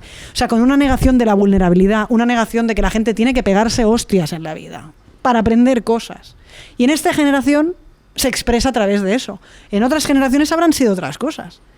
Que igual ahora las tenemos mucho más incorporadas. Pero es decir, te he puesto un ejemplo del móvil, pero que podríamos poner muchos otros, ¿no? De cosas que en un momento histórico emergen y la gente se lleva las manos a la cabeza y dice, hostia, qué desastre esto. Pues mira, tenemos que aceptar que en nuestra sociedad la transición de género en la infancia y la adolescencia va a ser una cosa que va a convertirse en una práctica posible en muchas familias. Es así, o sea, creo que es mala idea cargar contra estos niños y estas niñas, creo que es mala idea confrontarles particularmente a ellos. Esto nos tiene que hacer pensar cosas sobre nuestra sociedad. Nos tiene que hacer pensar cómo queremos cambiar eso a largo plazo. Estoy de acuerdo. Pero, o sea, vamos a colocar todo en su justa medida. O sea, pues igual es más preocupante que los niños vean 1 hora al día a sus padres que inician un tratamiento hormonal. Y la gente que... Bueno, es decir, el hecho de que los adolescentes consuman alcohol, que para mucha gente era hiper problemático, bueno, ahora ya. Y se pegan ahí comas etílicos con 14 o 15 años, los hay. Quiero decir, sí, yo ya entiendo. No digo que sea ideal. Y ojalá no tuviera la gente que hacer modificaciones corporales. Y ojalá no tuviera yo que tomar testosterona. Sí. Pero vivimos aquí. Aquí pasa esto. Es que este tema también me retrotrae un poco a otra cosa que he leído en el libro, que es el inicio del libro, ¿no? Que es sí. Que es el concepto del cuerpo el robado, robo. El robo del cuerpo, ¿no? Y me parece como un buen broche para ir encaminándonos a un final. Sí, no hay que cerrar ya. En algún momento habrá que... No hay que cerrar, pero encaminémonos a un final, ¿no? Y me gusta como repasar esto, ¿no? Para mí el concepto más interesante del robo del cuerpo que planteas es la serie de lobbies que se generan alrededor de esto, ¿no? De los lobbies médicos, quirúrgicos, químicos, farmacéuticos. Hay gente que gana dinero con el robo de nuestro cuerpo. Exacto. Pero la cuestión es esto, ¿no? ¿Por qué un robo cuando es una decisión personal? O sea, yo creo que los relatos que yo me encontré para poder elaborar qué es lo que me estaba pasando eran relatos que pasaban en la mayoría de los casos por decirme que mi cuerpo no estaba bien y lo tenía que cambiar. Podría haberme encontrado otros relatos, pero me encontré con esos y de alguna manera pues configuraron algo de mi subjetividad. Podríamos poner el ejemplo trans, pero yo lo que digo en el libro es que en fin, yo creo que la gente trans nos han robado un poco el cuerpo. Además también digo que el principal ladrón del cuerpo eres tú mismo. Que eso es fatal, porque es lo que tú dices, es como, ya, pero nadie ha venido con una pistola a decirte que tú te cambias de sexo. Es verdad, eso es más perverso, que no hacía falta que viniera nadie. Que yo he recibido los suficientes mensajes como para llegar yo solo a decir, oiga, este cuerpo no está bien. Es alucinante, ¿no? O sea, es el robo perfecto. Y también digo que el robo del cuerpo de la gente trans no es solo de la gente trans. O sea, se nos roba un poco el cuerpo a todo el mundo. Es decir, se nos ha robado la vejez, sobre todo las mujeres, ¿no? O sea, no, es que la gente envejece. Entonces, claro, si tú en tu vida todos los relatos sobre la vejez, sobre todo cuando eres una mujer que ha recibido, es que eso te convertirá en alguien ya no deseable y en nuestra sociedad lo que más se premia es ser una mujer muy deseada, pues es normal que muchas tías digan, vale, pues que yo no quiero tener arrugas, o sea, todo bien, pero no quiero que me pase esto. ¿Y sabes qué? Que te va a pasar. Y hay toda una industria de gente ganando dinero con esa idea, ¿no? Y podríamos poner este caso, podríamos poner tantos otros.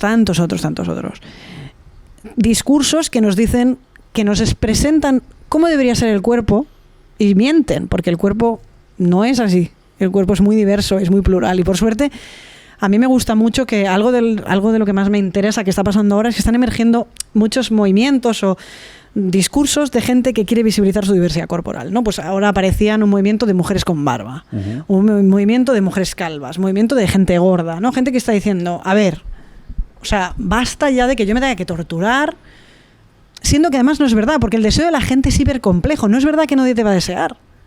O sea, ¿qué va? Es muchísimo más complicado. A ver, no quiero relativizar con que nuestra cultura sí que configura el deseo de manera que... cánones, claro, etcétera. es decir, sí, a priori, pues la gente tiene una idea de lo que es estar bueno, ser guapo, no sé qué, estar delgado, que juega muy fuerte en el deseo de ligar. Pero luego... basta con mirar las estadísticas de pornografía de cuerpos que no son los normativos. Y mucha gente lo consume. O sea, luego la gente tiene deseos ocultos de cosas que no responden a la norma. O sea, probablemente no presentaría a esta persona como su pareja con sus amigos, pero un poco, igual sí la desearía a veces, ¿no? Y el deseo es muy complicado. Y entonces sí, yo creo que hay un robo colectivo que tiene que ver con que yo creo que hay que transformar nuestra cultura del deseo. Creo que hay que erotizar muchos más cuerpos. Creo que eso nos va a hacer un poco más libres a todo el mundo. Y lo que tú dices es que además de todo hay una industria Hay una industria gigantesca. Es que me llamó mucho la atención cuando planteas esto, ¿no? De que hay como esta página web de la que me comentaste, bueno, de la que me comentaste en el libro. Sí, que ya que te comenté. Me lo he tomado personal ya el libro. Sí, sí. En la que hablas de que pues hay una página, ¿no? Tú vas y te habla de la reasignación de género y todo el rollo, Sí, tal sí. cual. Pero luego cuando tiras un poco para atrás a la página madre, en realidad es un lugar de cirugía estética donde además se habla de cirugía, ¿cómo era? De reconstrucción sexual, Sí, etcétera. sí. Pero a veces que se habla de cirugía femenina, pero Sí, cuando es en realidad reconstruir tu hay- propia vagina. Total. Pero hay una parte aparte que no deja de ser una estrategia de marketing, que no deja de hacer Total. que algo que es una cuestión personal y de encuentro de ti contigo mismo y una lucha social incluso se convierta Total. en un producto, ¿no? Total. Y se ha ganado mucho dinero en la cirugía trans, muchísimo. Claro. Sí. Bueno, probablemente por eso ha sido tan difícil llevarla a la pública, ¿no? Porque es que, en fin, y eso abre debates. ¿La cirugía estética debería entrar por la pública? Bueno, si aceptamos la cirugía trans, ¿por qué no aceptar otras, no? Y eso es un debate súper interesante, porque al final son deseos súper individuales los que tiene la gente que quiere cambiar cosas de su cuerpo fruto de presiones corporales en nuestra sociedad. Es un deseo tuyo muy individual, si eres una persona que eres muy fea según los cánones estéticos de nuestra cultura y así no encuentras ni un trabajo, ni un amigo, ni un nada. ¿Es tu cosa personal? ¿O hay algo en nuestra cultura que tendría que hacerse un poco cargo de las cosas que te pasan por habitar ese cuerpo? Uh-huh. O sea, yo creo que hay que reconocer nuestra responsabilidad colectiva como sociedades en que alguna gente se sienta muy triste de tener esos cuerpos. No es solo esta gente, no, es que tiene autoestima baja. No, perdona, la autoestima se construye colectivamente. O sea, la autoestima es totalmente cultural, ¿no? A mí estos discursos de, bueno, pero ¿tú por qué dejas que te afecte? Yo es que paso. Yo la gente que me dice estas cosas, hay días que digo, o sea, pues porque te habrán querido mucho en tu casa, pero es que hay gente que no se puede permitir pasar porque la manera en la que se mira a sí misma está mediada por la mirada de los otros. Y es un ejercicio que dura toda la vida aprender a no hacer eso. Uh-huh. Todas las personas que estamos mirando este vídeo tenemos como empresa probablemente querernos un poco y no dejar que la mirada del otro nos configure tanto. Pero es así. Entonces sí, hay algo ahí. Pero es como, es ese algo que hay con la industria farmacéutica, que es, sí, que el ibuprofeno me quita el dolor de cabeza, es que no hay duda, me quita el dolor de cabeza. Sí, pero ¿qué me lo provoca? Claro, pero... Sí, igual me hubieras dejado, en vez de salir a las 7:30, que ya no he llegado ni al cole a buscar a mis hijos, me hubieras dejado salir a las 4, en otros horarios laborales, y no me dolería tanto. Sí. Sí, que el diazepam me quita el estrés y Total. me puedo dormir tranquilísimo. Es la contradicción, exactamente la contradicción de estas cuestiones. Pues ya está, Miquel. Muchísimas gracias. No, muchas gracias a ti por venir y tener Ha esta sido charla. muy intenso. A ver si cortamos algo.